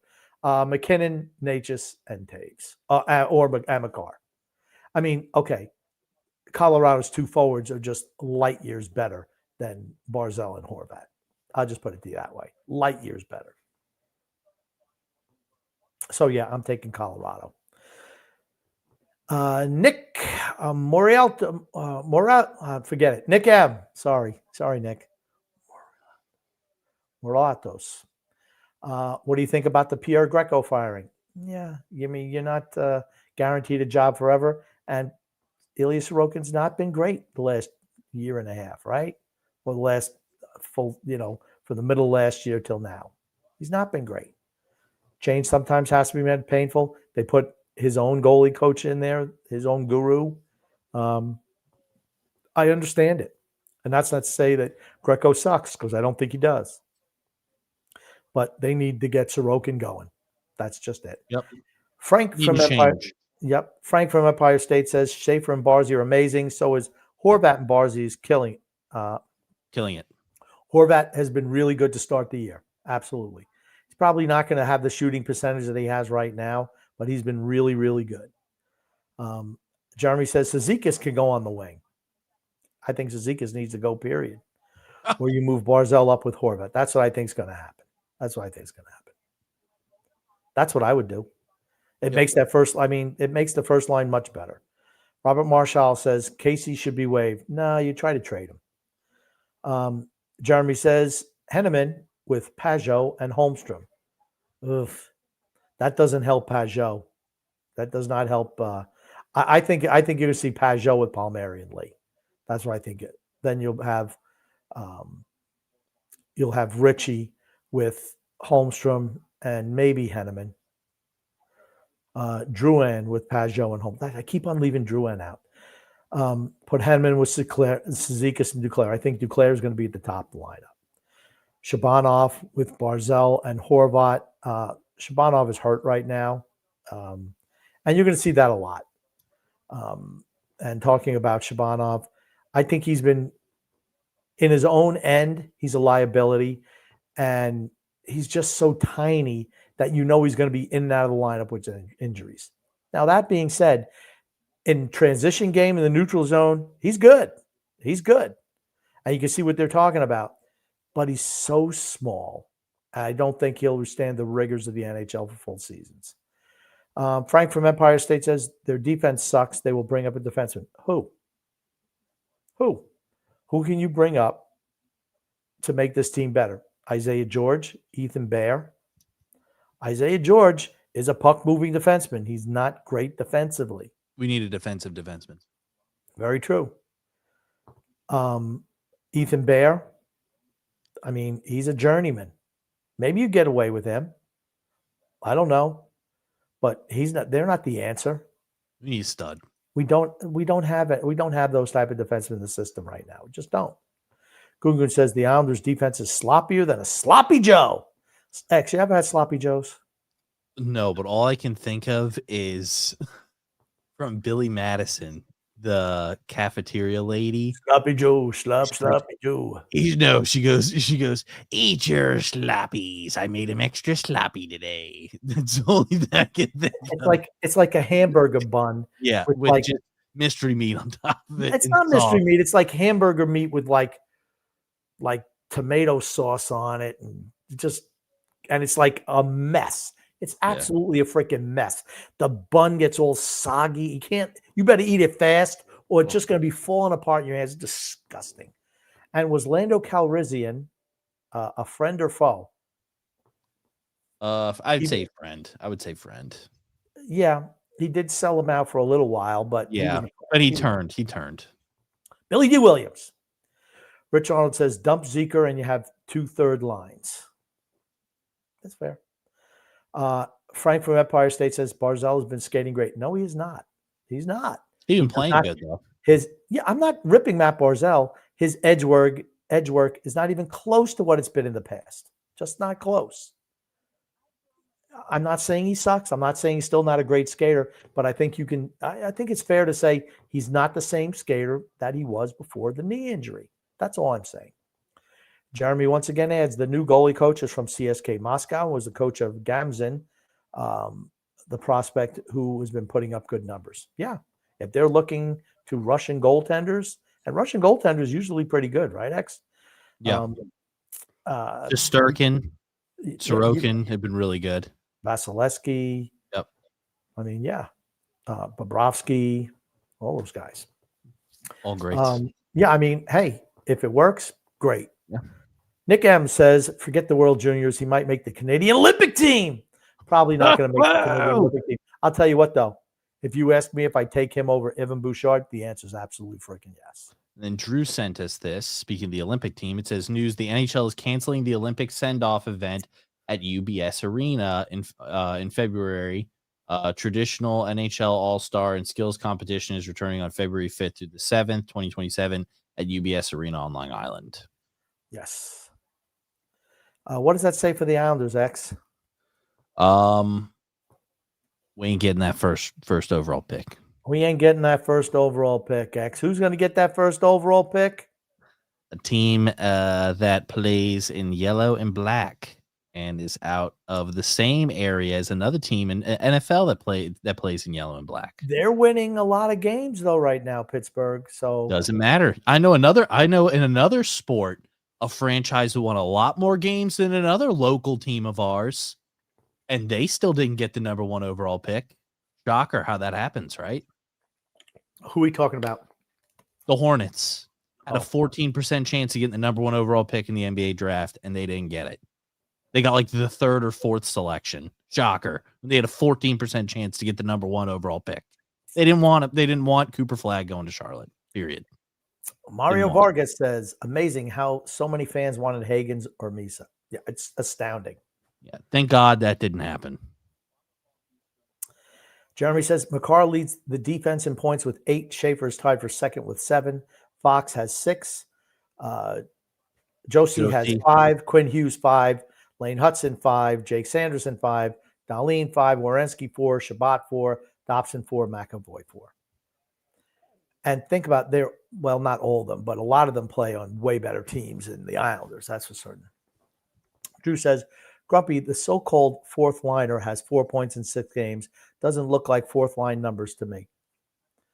Oh my God. Such a small sample size. That's all I'm going to say. Drew okay. Well, hold on. If you are going to talk about a small sample size and we're talking about how great Schaefer is, I don't think you can just nitpick one. Okay. Here's the thing. Henneman's getting a lot of opportunities because they put him on the first line. Okay. He's not a first line player. He's not a first line player. He's just not. Think that he's taking advantage of the opportunities that he's had being on the I want you to get out a little pad and pencil and write down everybody who's thinking that Emil Henneman is the next coming of whoever, because he's not. You want to keep receipts? Absolutely. I'm keeping receipts. Absolutely. Absolutely. We should go. You're going to go through the chat log in the podcast and take pictures of each of them and throw them up. Throw up their comments. Oh man, you're crazy. Dan Lashan with the Wonderful Children says tomorrow they're playing the Red Wings, who are playing as we speak in Buffalo. Buffalo beat them today 4-2. Good chance we get another W tomorrow. We usually don't play well against Detroit though for some reason. Hey, we got Shape Daddy now, and Shape we trust. Maybe so. Jeremy says, how long before he's representing Team Canada in international events? 2 years. I think they're already making Team Canada sports cards for him now. Oh, wow. I didn't know that, X. Thanks. I'm just playing. They probably are going to want to, though. Johnny Pajamas says, Schaefer and Dobson would have been nice. Yeah, think about that. Nice. It would have been nice to see. Boy, talk about for sure. I mean, talk about a left and that's the number one pairing, 25 minutes a night right there. Because let's be honest, right? Dobson's better than Mayfield, right? Yeah. If they even put those two together, left and right shot. JP says the Islanders fired Pierre Greco. Shaking my head. I'm not. Pierre Greco hasn't won us any games. Sorry. Drew says that's a Vine reference. X should know that. I don't know what he's referring to. Me neither. X, why would you even start a comment like that? That makes no sense. See, and as I said earlier, grumpy old man's back, baby. Antonio Olivero says, I mean, why would you even start a comment like that? I do the people's work. That's all I'm going to say. I do the people's work. Antonio Olivero says, do you guys think Yzerman plays this year if BU season ends early? No. No, absolutely not. And he shouldn't. Drew says Darcy starting to slowly transition, bring in his own coaching staff. I don't think that. I wouldn't say that the goalie coach acquisition was part of his own coaching staff. I think that was more so a want from Sorokin that the team met that want. He was already in the organization, so they just elevated him. I think maybe maybe that's why they hired him, because they're like, okay, let's see how Sorokin starts this year. If he continues how he played at the tail end of last year, okay. There's a comment at 10:49 I just want to read now from Frank in Empire State. Hold the phone. I'll just read it. Grumpy old man, when Henneman gets, I don't know, a 20NTO, I don't even know what the hell that is. Looks like a word number combo, 30 goals. Keep that receipt. That guy is not getting 30 freaking goals. It is not happening. When he's back on the fourth line, 20 to 30 goals. Keep that receipt. Okay, I will keep that receipt. I feel confident that a fourth liner is not scoring 30 goals. Very confident. Very confident. So, Grumpy, what happens if you're How many years does he have to score that many goals? Oh, and Drew said, I've now successfully rage baited Grumpy. I just keep him receipts. Mission successful. Henneman, stop. He was the worst part of that deal. Oh, here we go. Drew says, I think Henneman is going to get around 40 or 50 points with around 20-ish goals. Is he going back to minors? Is he going to go back to first world? The only shot he's got of that. This is like the Holmstrom thing from 4 years ago. And he wound up being 35 points. It just stop. Frank from Empire State says, I wanted Misa Vargas, but don't even try and act like you knew he'd do this good. The kid played 17 games last year and is undersized. He's 6'2". Misa looked pretty good. Schaefer even made him better. I think when he's talking about undersized, I think he means weight, not height. 185 pounds. When you skate like that, he's better. He's really good. He's really good. I never wanted Misa. He was the unanimous number one overall prospect coming into this draft, and it wasn't even close. That was the one thing I said. That's the guy I wanted. Every single draft board had him number one. Everyone. Yeah. Number one. Drew says, also X. I sent a clip of WFAN reacting to Shafe Daddy is in the DMs. I have that. I can play that real quick in 1 second, Grumpy. Come on, X. Pull it up, X. Calm down. Oh, my God. Okay. Frank from Empire State says, props to the owner and Darsh, GM of the year. Oh, come on. Let's slow our roll on that one. That's fair to say, right? No. Sorry.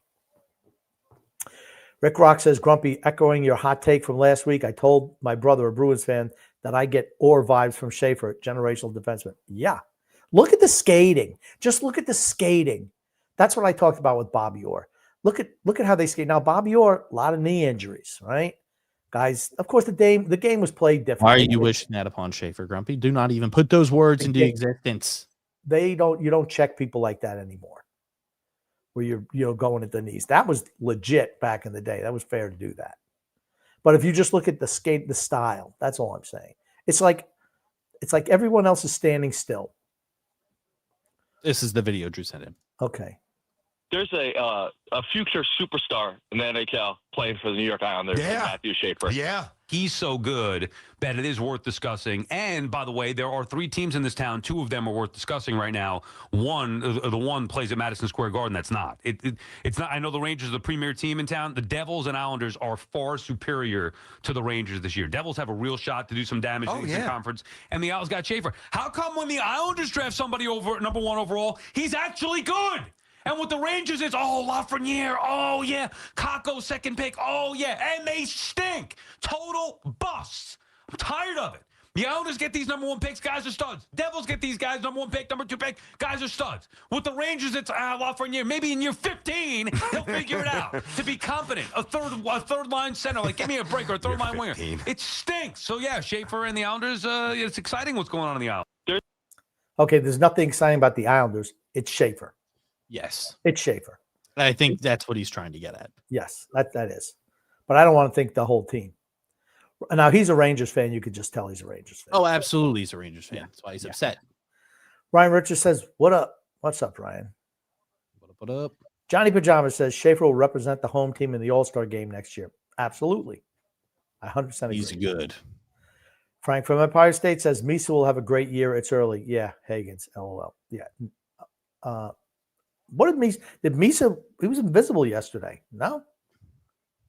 I don't know. I didn't even notice him on the ice. I know he got his first point in the AHL. Darsh made the right selection. We'll just leave Absolutely. it at that. Only a moron could have screwed that one up. And I was worried Darsh was going to screw it up. I know you were. Again, like the great one always said, keep on forgetting, these guys are really like they start as high school gym coaches. That's what they are. So they're not really bright. Jeremy says, there's no way on God's green earth I'd want Dickinson on my team. I saw him play a lot in junior, and it wasn't pretty in his own end. Exactly. I mean, I don't think he's that great. I just think San Jose's a dumpster fire. Yeah, I think they're really bad. Mr. B says the TSN panel member suggested Schaefer be added to Team Canada +1 roster. He's freaking electric. You know what? Throw him on the team. It's a feel-good story. You can get a lot of run with that going into the Olympics. Absolutely. You know, the mother passing away, first overall draft pick, just the things he does for the community. The kid, it's a feel-good story. That's all I'm going to say. Feel-good story, and I'm glad the Islanders have him. Next comment, Mr. X. Jeremy getting a lot of run today. Aitchison is playing against 19 and 20-year-olds. And some 16 and 17-year-olds, too. Don't forget. Still back in the juniors. Yep. And I guess that's with him. I would like to see him. I would have liked to see him go to play in college. I don't think he could. Right? I think it was with his decision, he couldn't go play in college. I think Aitchison, right? No, he could have. I didn't think there was a way. I didn't think there was a way that he could go play in college. No, he could have played in college instead of going back to juniors. He couldn't have gone to the AHL, but he absolutely could have went to college. Oh, okay. I didn't think that he could go to college, but you just can't, anyway, you can't go to the A. Yeah, I was just gonna say anyway. I would like to see him play some older talent. And I know, like at least in sports in general, usually kids, like especially when they're younger too, you want them playing against older, especially when they're young. You want them playing against older talent because that develops them more. They're not going to gain any skill or get any better just beating up on kids that they're a lot better than or bigger than. They're not going to get any better doing that. 100%.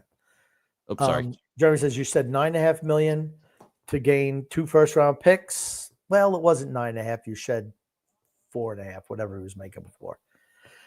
Plus Henneman, knowing that Schaefer was going to replace Dobson, great trade. You have no right shot defenseman. Dobson was, Schaefer. I think that Schaefer's totally, it has nothing to do with Dobson. I would have much rather had Reinbacher come in as opposed to Henneman to replace Dobson as the right shot defenseman. Young guy. I want younger guys coming in here. Not fourth liners. Not fourth liners. And the 2 first-round picks, we'll see if they work out. We don't know. They're prospects till they're not. So we're going to see. Noah Dobson did not want to be here. You could not afford to lose him for nothing. I thought they got okay return, except for the player they brought back in. I'd much rather go with the defenseman. And why not? Montreal's loaded with young defensemen. Loaded. Bringing in Dobson means there's no path for Reinbacher, honestly. Not in the immediate future. He would have had a good shot to play here this year. That's the type of guy I would have much rather have bring in. Expedite that rebuild. Next, please, X. Frank is always yelling all the time. Does he just have caps? Okay, I think he just puts caps lock on. I don't think he's yelling. Although if there were exclamation points in there, then yes, I would say he's yelling, but I don't see any in his comment. Grumpy old man, you're annoying and wrong. It's laughable. Henneman is not a fourth liner. He's probably, if they had 5 lines, that's where he'd probably be as a 5th liner. He has 3 goals and an assist, not assist, an assist. I hate your negative fixation on guys. I'm not negative on him. I'm not a gush guy. I said I don't say that Emil Henneman should be sent down to the minors or traded. I'm just saying he's a bottom 6 guy. That's what he is. It's what he's always been. It's what he's always going to be. It's the same argument that I've had with people over Holmstrom. The same thing. You can tell these guys, there's nothing special about Emil Henneman. There just isn't. I'm not saying he sucks. I'm not saying he doesn't have a place on the team. But if he's on your first line, your team's not good enough. That much I will say. Brett Wayner says Lou would have drafted Hagens for sure. Absolutely. The ownership group really wanted Hagens. They really wanted Hagens. I think we're all in agreement that the team is not good enough. I think it's more so the fact that he's so far showing he's one of the better players on the team. Henneman. Based on his production, he's showing that he's one of the better players on the team. Would you not say that? No, I would not say that. I would not say that. He's not one of the better players on the team. He's scoring goals and putting up points. Okay. Is that not your objective? He got a goal yesterday that was really goaltender interference. It was absolutely goaltender interference. You got to go. I don't care. It benefited us. At the end of the day, all it counts is it added one on the scoreboard. There's nothing special about Emil Henneman. Okay, again, I'm saying as of right now, currently, you can agree that he's playing well. You can agree with that. I think he's doing fine. I think he's doing fine. And that's my point. Absolutely. I don't think that we think, oh my God, he's one of the greatest players of all time. No, I think what we're saying is at this point in time, he's playing well. You can't argue that. Yeah, I'm not arguing that I'm not arguing he's been okay. Why is this thing popping up on me, X? What the heck are you doing over here? I'm just saying that up. Yeah, something. I just want to see Emil Henneman's ice time, which I'm going to look up right now. Because I'm just interested. A superstar like Emil Henneman, he should be getting a shitload of ice time. I'm certain of that. I can look it up. Here, you read comments. I'll look it up. 13 minutes and 21 seconds of ice time a game. That's his average ice time. So you know what else it tells you? The head coach doesn't think he's that great either. He's okay. He's getting third and fourth line minutes, which is what he should be getting. He's putting up points. That's fine. That's fine. But he's not being elevated in the lineup. He's just not. He's just not. He's a north-south guy who is not afraid to forecheck. He's not afraid to body check, and he has an okay shot. There's a place for guys in that, absolutely, on your team. I'm not saying get rid of Emil Henneman. Maybe a name change would help him, but I'm not saying we should get rid of him. I'm just saying he's not a first-line guy. That's all I'm saying. He's a bottom 6 guy, and I'm happy. I think this team would be way better if we had enough talent on the top 2 lines where Emil Henneman is a third or fourth liner. Then I'm like, yeah, okay, this team is really starting to get good. That's all I'm saying. Will you always call him the Eel, by the way? Emil the Eel, probably, yeah. And he doesn't do things like an eel. He's not slippery. It just rhymes. It just rhymes. It just rhymes, yeah. It just rhymes. Sorry, Emil. Sorry. And I'm rooting for you. I'm absolutely rooting for him. I'm just not overvaluing what he really is. I was just saying you can't deny that he has not played well so far. That's all. He's been okay, and is absolutely. The team has not played well. The team has not. I understand that. I'm just saying, but you could look at him as being a positive in the team currently with his performances. Okay, he's been. I'm not even okay. Maybe I didn't expect him to have this many points. So if you want to say he's been a better expected player on a bottom 10 team in the league, sure, okay, sure. Is that a gushing endorsement? No. Absolutely But at the not. same point in time, I don't think you can't discredit what he's done. That's all. I'm not discrediting what he's done. I'm just saying he's not a first liner. He's a bottom 6 guy. That's all I've ever said. Sucks. He's a bottom. I never said he sucks. I never said he sucks. Not okay. once. Not those particular words, but I've never used those words. That's why I said not those particular words. I said he's a bottom 6 guy. That's what he is. Bottom 6. And you need bottom 6 guys. I just told you what I thought about him. I said he's a north and south player. He absolutely is, and he's not slippery afraid. Ability. He's not slippery. That's what I said. That's what I said with no slippery. Yeah, he's not slippery. He's not afraid to put the body on people. He's absolutely not afraid to do that, and he's got an okay shot. Okay, what's wrong with that? You can play a long time in the league with that skill set. Yeah, absolutely you can. But you know where you're not going to play? On the first freaking line. True. Okay. We already read this comment about Lou wanting Hagens for certain. Vogs TV says Noah Dobson was never our best defenseman. Guy was straight, but yeah, you're just flat out wrong. Sorry. JP says, like I said, I'm not even talking about guys who aren't on a team anymore. JP says playing hockey doesn't equate. I'm a lefty shot in hockey, but not when I'm writing. It's much different. Okay. Yeah, I was just wondering that because I'm like, there's a lot more righties in the world than there are lefties. So, me just thinking I do everything with my right hand. I shoot with my right hand. I throw with my right hand. I bat with my bat right-handed. So I'm just thinking, okay, if you're a righty, you're probably going to do everything with your right hand. Here's the thing. I'm ambidextrous. Yes, I'm you are. able to do things. That's right. I'm able to do. I was naturally a lefty, but they make you, when you were a kid, certainly back when I was coming up, they made you do things right-handed. I write left-handed. I throw. I write left-handed. I throw left-handed. I eat left-handed. I've had a lot of practice doing that. I bat left-handed and right-handed. I mean, and I can. I can throw left-handed as well. I don't throw as hard as I do. Yeah, you throw all right. You throw all right. Yeah, you can throw. You can throw the ball. It's nowhere near as good as when you throw right-handed, though. No, because they made me throw right-handed. Yeah. No, I'm just saying it's nowhere near. It's nowhere near as close to as good. But I mean, I can still throw a ball. Yeah, you can get it. Absolutely, there. I could throw 20 yards accurately, left-handed and right-handed. Well, with torn rotator cuffs in the right arm, maybe I throw better lefty than righty now. Maybe you'll be like the rookie. The rookie, yeah.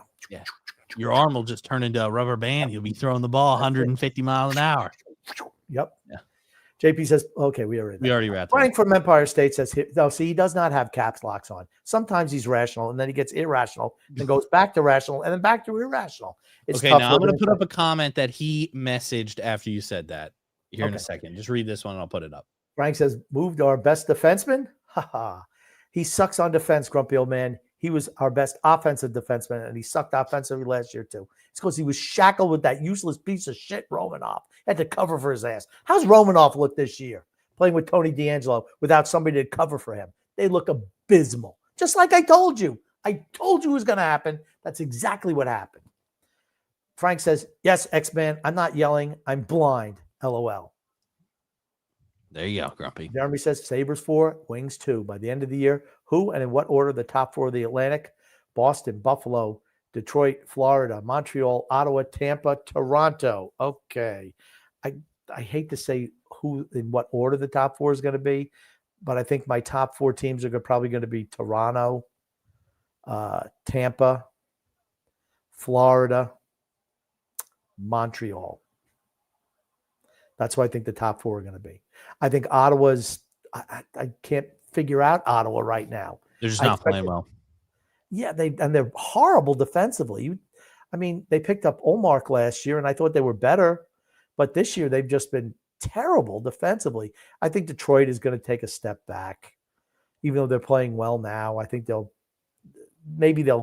battle for a playoff spot in the end. Buffalo and Boston are probably going to both be bad. I know X picked Boston to make the playoffs this year. I don't see it. I think they're a one-line team right now. That's just me. Just wait and see, Grumpy.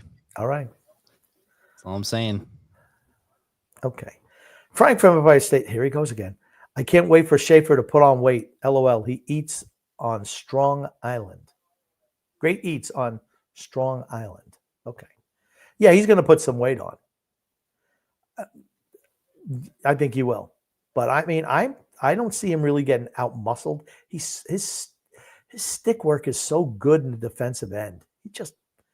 The kid's got it. They say they have it. You can't describe it. He has it. He is the it factor. Jake Kiriakos says it's unreal that Schaefer is doing this at 18. And his thing, he just turned 18. Yeah. He just turned 18. Yep. Jake says, hot take, the Schaefer situation is like the Kobe situation at the same age. I think it's tough to compare basketball to hockey, though. All I can remember is when Kobe was drafted by the Hornets and said, I will never play for this organization, and they forced him to trade him. They got Vlade Divac, a first-round pick. I don't even know who the first-round pick was. Yeah. It was actually, I should know who it is, but I don't remember. That really sucks. I'm like, you know what? I don't care. Then don't play. then sit on the out. bench. Yeah. Sit out. Don't get paid. Sit out. That's fine. Yep. Google says, how is TJ doing? Son X, why do you think whenever Potvin played at MSG, there was booing? No, because he was so good. No, that is not the reason. Because he was amazing. I don't know. He laid a body check on Ulf Nielsen that broke his ankle in the year that the Rangers, I think it was 1979 when the Rangers went to the Cup Finals and lost to Montreal. So Ranger fans think, oh, we had Ulf Nielsen, we were going to beat the Canadians. Not the case. So they don't like it. So he suffered from the best ability of all, which is availability. That's right. So he always gets Potvin sucks always. Now I think he's still, I don't know if he's still a color guy with Ottawa now. I don't know if he is or not. I'll have to check out some Ottawa games. But yeah, that's what it is. Frank says, Dobson, 7 games, 1 assist, 1 goal, 2 assists. Yep, Grump Norris contender. Okay, he plays all the tough minutes for Montreal now. You're aware of that, right? They have the Hudson kid. And then he said, sorry, he's 3 assists. Okay, yeah, he's got 4 points in 7 games. He plays all the tough minutes. He plays against the top offensive players out there. He and Matheson. That's what they do. They're the lockdown pair. And Lane Hudson is the guy who gets power play 1. He's not great defensively at all. He's terrible defensively. He gets PP1 time, though. Yep. I mean, Noah Dobson's gone. Noah Dobson's gone. Doesn't matter. He's gone. He did not want to be here. Bye-bye. No problem. You had to maximize that asset, which they hadn't done in the past. Had not done that in the past. They did that. That was smart by Darsh. They offered him a contract. He didn't want it. I think he overpriced himself on purpose because he wanted out. That's what I think happened. Jake Kiriako says, remind me if you guys wanted Schaefer to play in the OHL when he got drafted. It's been a while since I tuned in, and your podcast is not showing up in my Apple Podcast episodes anymore. X, you have to find out from TJ how to make sure that happens. Okay. And yeah, I think we wanted him. We didn't want him to stay up with the big team. We knew that he was going to play the first 9 games. We originally wanted him to play the first 9 games and then to be brought down.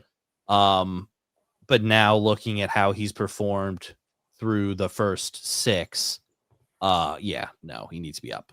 What I wanted to have happen was not to go to juniors. I didn't think he could do anything by playing in juniors. You want him to go to college? I wanted to play college against guys 19, 20, 21, whatever. Yep. That's what I wanted. Hindsight being 2020. I mean, but no. Sorry, and I think this is where I had the confusion between him and Aitchison. Since he played in the NHL for those first 9 games, he was going to be up with the team for the first 9 games. It was not capable for him to go to college. Correct. I think is what it was. And that's where I got the confusion between the two. I was mixing them both up, but yeah, so best case scenario, what we had hoped for was that he would have been brought back down. But now that we've seen, he's the real deal. He is that guy. Got to stay up. So are we getting the All-Star game now?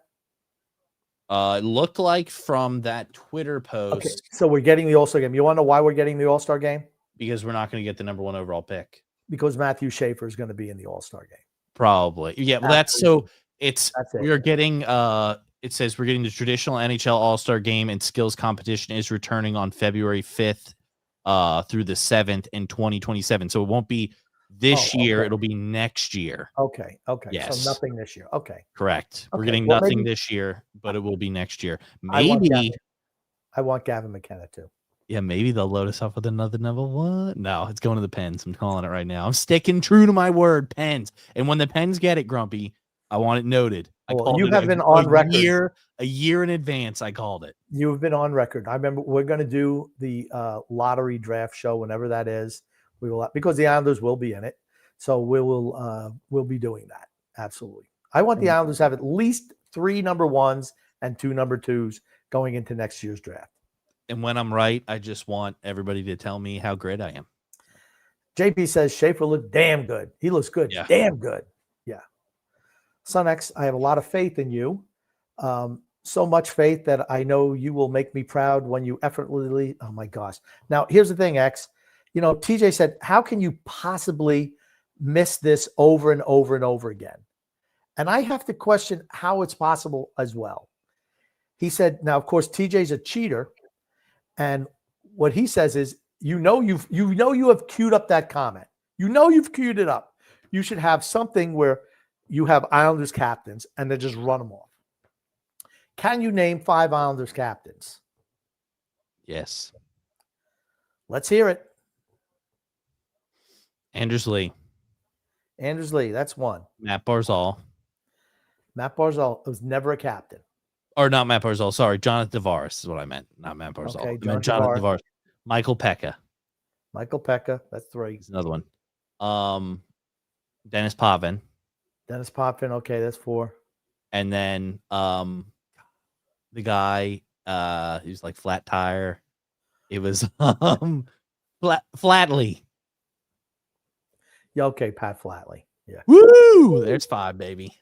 It's embarrassing. I don't know. I mean, the fact that this is like 4 weeks and you still flubbed on one. Yeah. Not good enough, X. I'm sorry. It is what it is. Gungun says, what do you all think Lou Lamoriello is doing nowadays? What do you think Lou Lamoriello is doing nowadays, X? Probably in the old folks' home. You think he's in the old folks' home?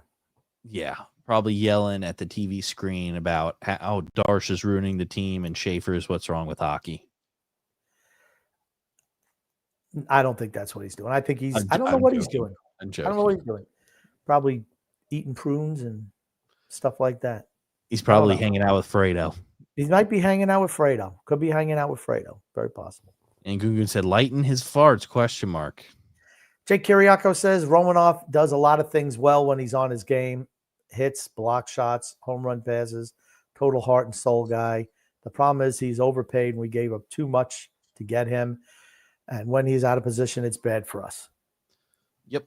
Yeah, there's nothing. He's the type of guy that fans like because he makes splash plays, throwing the body.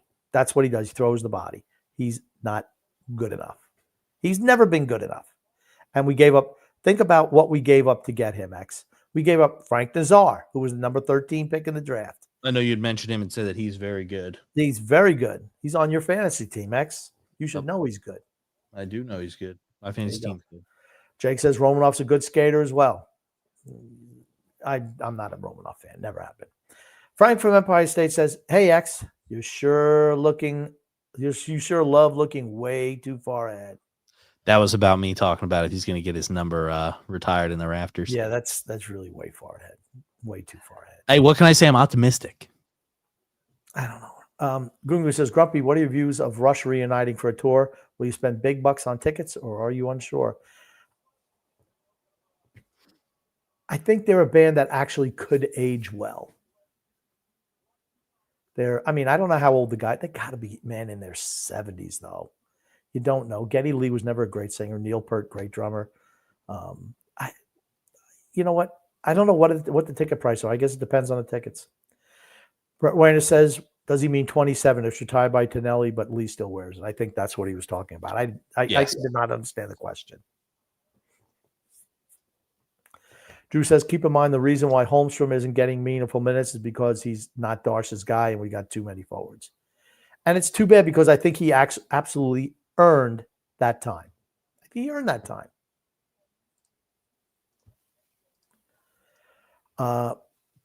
Okay, 27. Talking about that. Jake says the owners want Schaefer playing with us as they want to sell tickets and sell his story to the average fan and non-fan of the NHL. Well, you know what? You can do that, but if the player sucks, I don't care if you try to force a guy down people's throats.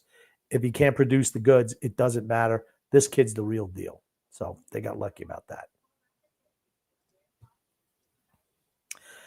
Drew says Engvall being on LTIR frees up $3.5 million in cash, though. Only $3 million, I believe. They should just permanent LTI him. They don't have a salary cap issue, so it doesn't matter.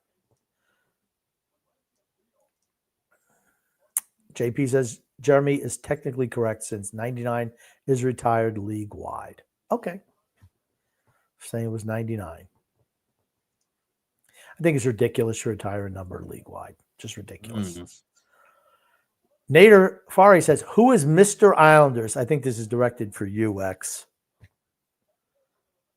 I'll give you a hint. He scored the biggest goal in Islanders history. Nystrom. That's it. Nice. Bobby Nystrom. When you said that, it clicked. I knew it would. Drew says, in all fairness, I see Henneman is more of a middle six forward than a fourth liner. Best case scenario, absolute best case scenario, he's a third liner. I think he's a fourth liner. When all is said and done, he's a fourth liner. Who's a better overall player, Emil Henneman or Simon Holmstrom? Holmstrom's better. He just is. He does more things better. That's why that, and I think that's what he is. Meatball Parm says Schaefer top 5 defenseman. Maybe by the end of the year. Never know. I think number 1. They got him number 1. With a bullet. Drew says Henneman's a beneficiary of playing with Lee and Horvat, though. Yeah, absolutely. There's nothing special about it. Okay, the Sedin brothers made Anson Carter. Anson Carter did nothing mostly his whole career. He had a great year when he played with the Sedin brothers. Somebody's got to run. I mean, I'm not comparing the Horvat line with the Sedins, but you know what I'm saying, right? You're going to play. I mean, he doesn't play a whole lot of minutes. That's what people. For a guy who's so great, doesn't play a whole lot of minutes. 13 minutes, 21 seconds a game. That's not screaming first liner to me. Look at who gets the majority of the ice time. That's how you know the coaches trust. Drew says Henneman and Holmstrom aren't really that far off in terms of skill and skating ability. They're practically both the same player. That's what I said. I think Holmstrom's better than Henneman, though. Drew says Rangers fans will soon start chanting Schaefer sucks instead of Potvin sucks. That's just because he's going to beat them. Yes. Frank from Empire State says Druin has been good. Great signing. He's been okay. Frank says, X-Man, you must have a sloppy Joe. Eat your sloppies. Sloppy Joe, sloppy Joe. Drew says our defense is like the South Korean national soccer team every FIFA World Cup. Swiss frickin' cheese. Yikes. Jake says Casey has to go. Please scratch him. He's been invisible for 2 years now. Frank from Empire State says, true grumpy old man. Edge work hasn't been as good, but he had surgery recently. He had it quite a while ago. It's a really tough injury to come back for that knee. Yeah. I mean, knee injuries are difficult to come back, period. Particularly the kneecap, which was, fractured. Tough.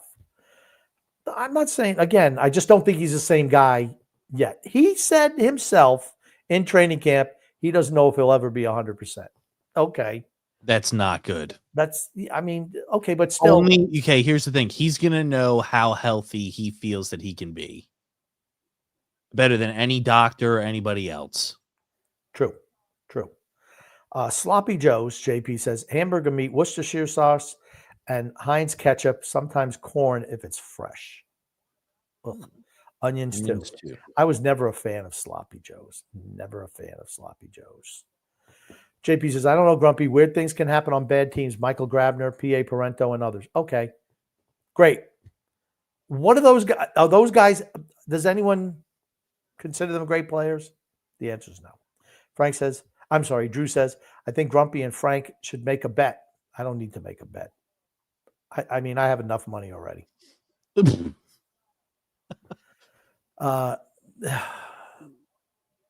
Okay. 20 to 30. By 30, I mean 26. I don't know what the hell that even means. How about the goals? What's 26? How is 26 in there? I don't know. Drew says, future $10 million man, Emil Henneman. Is he winning the lottery? I hope so. Lamorilla's not here anymore, so. Oh. Drew says, you know who just won their first game? The New York Knicks. There you go. Already on the New York Knicks bandwagon. JP says, Emil Henneman, the second coming of Guy Lafleur. Yes, Guy Lafleur is dead. JP says, in all honesty, Henneman might not even be the second coming of Guy Smiley. There you go. Drew says, honestly, Grumpy, in today's day and age, would you still rather have the Rangers roster over ours right now? We have Schaefer. Yeah, so I would rather have our roster. We have Schaefer. Schaefer. Honestly, get rid of everybody else as long as we can keep Schaefer. I think that Schaefer is I think he's better than Adam Fox already. He's that guy. Frank says Misa had an incredible behind the back pass assist for a nice goal. Grumpy old man. Okay, he had an assist. He's had 1 point in 7 games or 6 or 7 games for San Jose. Okay, he's got 1 point.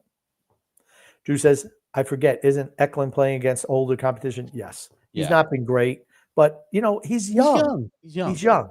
Give him time to develop. And honestly, it's better that he's playing against that older competition because I guarantee you he'll develop quicker and potentially better than Aitchison does by playing against that older competition rather than beating the snot out of a bunch of children. Drew says, I think overall the trade between Dobson and Henneman plus Aitchison and Eklund could look like a win-win trade if Eklund and Aitchison live up to potential. Well, that's the whole thing. You don't know if they're going to live up to their potential. It's all based off of, the closer you are to playing in the league, the more sure of what you have is. I mean, if they got the first overall pick next year as opposed to Emil Henneman, yeah, okay, we absolutely won that deal. But not the case. And like I said, I want Reinbacher. It's something we needed. It's something we needed on this team.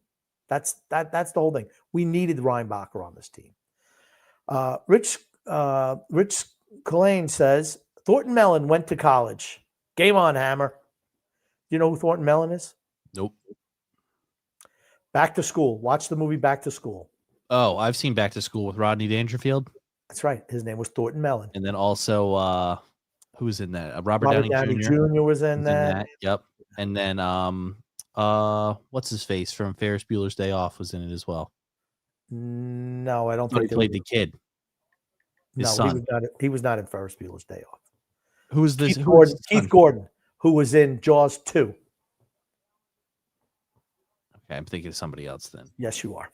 Okay. Drew says also PSA, ignore the dumb Islanders Twitter fans who constantly harass Habs fans about Dobson. Dobson is good. Lou just failed him. Yeah, this thing about Islander fans, they feel jilted when somebody wants to leave the team. I don't care when somebody wants to leave. When they leave the team, I'm kind of done talking about them unless somebody brings it up. I don't care. Noah Dobson's not here anymore. I've moved on. Never bothered me Tavares left. Never. The reason we got nothing in return for him was because of the GM and ownership. They wanted to try to keep him. They offered him how many contract extensions, how many whatever. Well, I want to wait. I don't want to get traded at deadline. Well, that's on them. It's just dumb. I don't care what you want. If you want, you can sign back. He was never coming back. Frank from Empire State says, I hated Holmstrom for the record, LOL. Everybody did. He just is what he is. He's a middle six guy, grumpy old man. He skates good shot too. He's not. It's okay. It's all right, Frank. Maybe on this team he is. On a good team, no. He said, I like his name because it is close to my favorite commercial beer. Heineken. It's Heineken here. They're singing your song. Yes. How's Hagen's doing? I don't know, X. Why don't you look up how James Hagens is doing? I'm interested to see how he's doing this year. That freaking hack. And what's the next? Let's see, pop up another. Let me see if I can see these starting comments. If D'Angelo was a candidate, I feel D'Angelo is a candidate for being cut. I don't think they can move any. They cannot move another right shot defenseman. They don't have any. That's why I thought they should have tried to re-sign Mike Riley. Who signed him? Who turns average defenseman into great defenseman? Oh, yeah, Carolina Hurricanes. How's Keandre Miller looking now that he's with Carolina? Pretty darn good. They know what they're doing when it comes to defensemen. Drew says, I think at this trade deadline, when Lee, Pajot, and D'Angelo are going to get traded, I think Darsh will bring in some right-hand defensemen. I don't want to bring in any players. Just give me draft capital. That's all I want. The only way I want another defenseman, a right-hand defenseman, is somebody who's young, who you feel can play, be part of the solution going forward. That's it. Otherwise, I don't want to see those guys. Next comment, please, Mr. X. Hold on. You wanted to see the James Hagan stats? Yeah, I'm interested to see James Hagan's stats, I must admit. I think, okay, you're going to need to make that a little bigger, Mr. X. I'm just going to pull up recent, which is right here. Him with Okay, Boston College. 4 games, 2 goals, 3 assists, plus 4. Okay, he's doing okay. Yep. He's doing okay. Good for him. Frank says, true grumpy old man on Dobson. He was making up for some crappy defense, crappy defense. And as a Romanoff fan, I'm worried you may be correct because he was sucky so far. With that contract, we need him to be good, man. Yeah, he was never worth that money. Yeah. And that term. Never.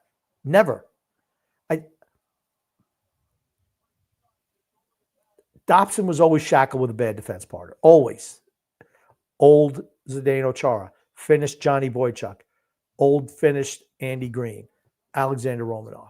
No. Is Noah Dobson the second coming of Bobby Orr? Is he going to be as good as Matthew Schaefer? Nope. But he's a good player. And you can win with a guy like him. But again, he's a good player that didn't want to be here. Right. And he had to. Arch did the right thing, which is move on. And I was adamant about that. If you don't want to be here, you don't want to sign the contract, see you later. I don't care who you are. Don't care who you are. And I'm glad we didn't run into another Tavares situation. And I wonder if signing Romanoff was a reactionary move, which the Islanders have done in the past, to losing Dobson. Oh, we can't lose Romanoff too. It was. Well, that's a mistake. I think so. Stop overvaluating your own talent. The Islanders have a history of doing that. A history of it. Drew says probably won't be in this draft, though, probably 2027 or 2028 first round pick. Okay. Yep. Drew, Frank says, I'm kidding, grumpy old man. I know Dobson will be good. Nice, really liked him and came in minutes of getting his jersey. Thank God I didn't. I mean, I know X wants to get a Schaefer jersey. Schaefer later, absolutely. He's just waiting. We're going to call him the Schaefer later. You just kind of waited until you thought that he was, if he was going to be the real deal. The real deal, right? Okay. Yeah. Frank says, imagine if we got the first pick again. We are owed it. Damn it. This time I'm yelling. I knew that we were getting this year's first round pick. I talked about it. Why? Why? I just had a feeling. Oh, did you maybe have a feeling because they removed the All-Star game? No, I just had a feeling we were going to get. I just don't know why. Sometimes, sometimes I'm borderline clairvoyant on certain things. I just knew the Islanders were going to get the first round pick. I'm just saying you can see a trend in sports that have a lottery. You can see a trend in how draft picks are done. Everybody knew before they even selected the balls, they even pulled the ball out, that the Blackhawks had the number 1 overall pick. They got Connor Bedard. They knew that right away. Okay. And my point is, I don't think that it's really a lottery. I don't. Okay. We can go on down this rabbit hole for we'll talk about it closer to draft lottery time. How about that? Okay. I'll save it for draft lottery time. For the people who don't watch the TJ and the Grumpy Old Man show, X is like everything is a conspiracy. Everybody's for certain guys. Everything is done for a reason. That's all I'm going to say. Everything happens for a reason. Yeah, everything is not a conspiracy. And then when you see it fall apart right before your eyes, X will have some other excuse why it is. It doesn't matter. Frank says, sorry. Yeah, X-Man, Penguins will get McKenna. #rigged. That's right. I don't think they're going to be bad enough to get McKenna. Robert Marshall says, Frank can't get back to back first. It's a rule. No, I think you can. Can you? I think you can get. I think it's happened before. It's happened before. I don't think you can get more than 2 in a row back to back, though. Isn't that the rule? Somebody will have to check up on that. Maybe we can look that up at some point in time. JP says the drive for 5 has been completed, X. Victorious. Okay. Frank says, yep, JP. Well, they rigged it for the Rangers, and they got they pick 1, then 2 the next year. I'll take pick 2 and read the 2 other kids as good as McKenna. Is this true? It's early. Here's the thing. If the Islanders get a pick in the top 5, I'll be happy. It says there's no NHL rule against a team picking back-to-back first rounders, but a team's ability to do so is determined by trading first-round picks. Since changes in 2021, a team cannot move up more than 10 spots in the draft lottery, so only the bottom 11 teams have a chance to win the first overall pick. Yeah. So it looks like there is no rule that's set where you can't get first-round pick back-to-back. So. Hey, I don't think you get 3 in a row like Edmonton did, or 3 and 5. Jake says Nazar would have been great on this team instead of Romanov. Absolutely. That's why you don't trade first-round draft picks. Never, unless your team is where Tampa was a few years ago, where Florida is now, where Edmonton is, where you need that, just something to put you over the hump.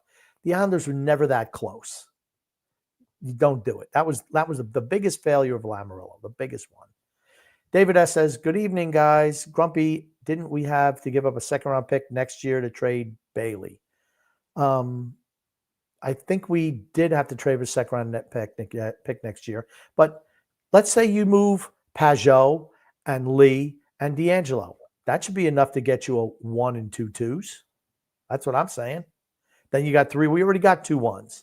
So 3 1s, 2 2s. I'm fine with that. Yeah. Frank from Empire State goes, still can't believe Anders Lee's getting paid $7 million a year. Now we have our top guns making $7 million, and they're way better than Lee. What a waste of money. It was always going to be a bad selection. And that was another reactionary signing. They didn't get Panarin, so they overpaid to keep Anders Lee, period. They did the same thing when they signed Andrew Ladd, when they lost Nielsen, Okposo, same offseason. They overpaid and to get Andrew Ladd. You can't do things reactionary. You need to have a plan A, B, and C. I don't think Andrew Ladd was ever a plan B. I don't think that Romanov was a plan B. I know that Anders Lee was not a plan B. Frank from Empire State says, why didn't Aitchison play in college? I don't know. I thought that's where he should have played. Maybe he feels more comfortable playing in juniors, but he's like a man playing against boys there. You looked at how big, I was stunned with, again, I've said it before, he looked huge playing against the guys in juniors, but you saw him up in the pros, and it's like, man, he looks a little small. I thought college would have been a nice transition. And he's lighting it up in the juniors this year. He's playing really, really well. They got him playing down low on the power play. It looks like he does whatever he wants out there. That's not going to be the case when he comes to play for the Islanders. So he's going to have to change his game a little bit. I think he could have done that if he played in college. Yep. Okay, let's teach how to play defense. JP says, no, of course, Parento and Grabner were not great, but they ended up with a lot of goals in situations they should have never been in, logging minutes that they never should have. Yeah, even shitty teams have to have guys who score goals. That's true. Drew says, wow, never thought I'd be hearing he'd rather have our roster now. I think Darsh deserves credit for that. No, he doesn't. Some. The ping pong gods are what got us to that. The ping pong gods. You mean us losing the All-Star game? Yeah, whatever. Sure, X. Frank says, grumpy old man, I don't think they wanted to give up Ryan Bacher. I'm not sure about that. They're loaded with defensemen, young defensemen. They're loaded with it. JP said, Kurt Vonnegut made an appearance on Back to School. Yeah, and Thornton Mellon did not want to pay him the money, even though it was his life. He's like, yeah, no. It's crazy. That should have been A+ work, not B-, whatever. JP says, my favorite author. Okay. Matthew Schaefer says Riley is a left-hand defenseman. Yeah, we don't have enough left-hand defensemen either. I just thought, and everyone knows I'm not a Riley fan either. I'm not a Riley fan, but I thought they should have signed him back as opposed to, an Ethan Bear type. That's all. Frank said, I like Mike Riley. Was surprised they didn't keep him, grumpy old man. Would you rather play for the Islanders or the Carolina Hurricanes? Hurricanes. Frank from Empire State says, agree, grumpy old man. Way too much money and too much term for Romanov. Why did they pay him so much? Was it a secret Lou deal? I think they panicked. They're like, oh, we cannot lose him. Now we can't lose both. He was an RFA, so they did not want to let him get the free agency, and they figured they'd give him a blowaway offer that he would keep, and he did. He himself said that he and his camp never expected that much money or that much term. There you go. These are going to be the last 2 comments here, Grumpy. All right. Drew says, all I know is Isles Twitter has been raving over Mr. Analytical Darling Marshall Warren. I sent that to X. I don't know who the hell Marshall Warren is. It's this right here is what he sent. And it just shows, I guess, like superstar potential, first line potential, and then second line potential. It shows for 2026, the Islanders are supposed to be like well above superstar potential. So it's Marshall based on Warren. analytics. Oh, Marshall Warren. He's one of our defensemen, right? Yeah. Okay. Okay. All right. Okay. That's right. Now, I thought it was somebody that was like doing the analytics. When I looked at it, I'm like, oh, defenseman. Okay, Marshall Warren, defenseman. Okay. Okay, we'll see. We'll see what happens. He's not Matthew Schaefer. Wouldn't it be great if Marshall Warren turns out is that good? Yeah. That'd be great. And then last comment of the night here, Grumpy. You can read it off. X knows. That's right. X knows. X knows all. Thank you very much.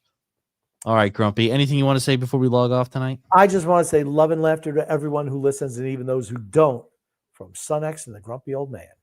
Yep. I just want to thank everybody for coming out and listening. As always, love the interaction in the comments, and we will see you guys next time. Thanks, Grumpy. My pleasure.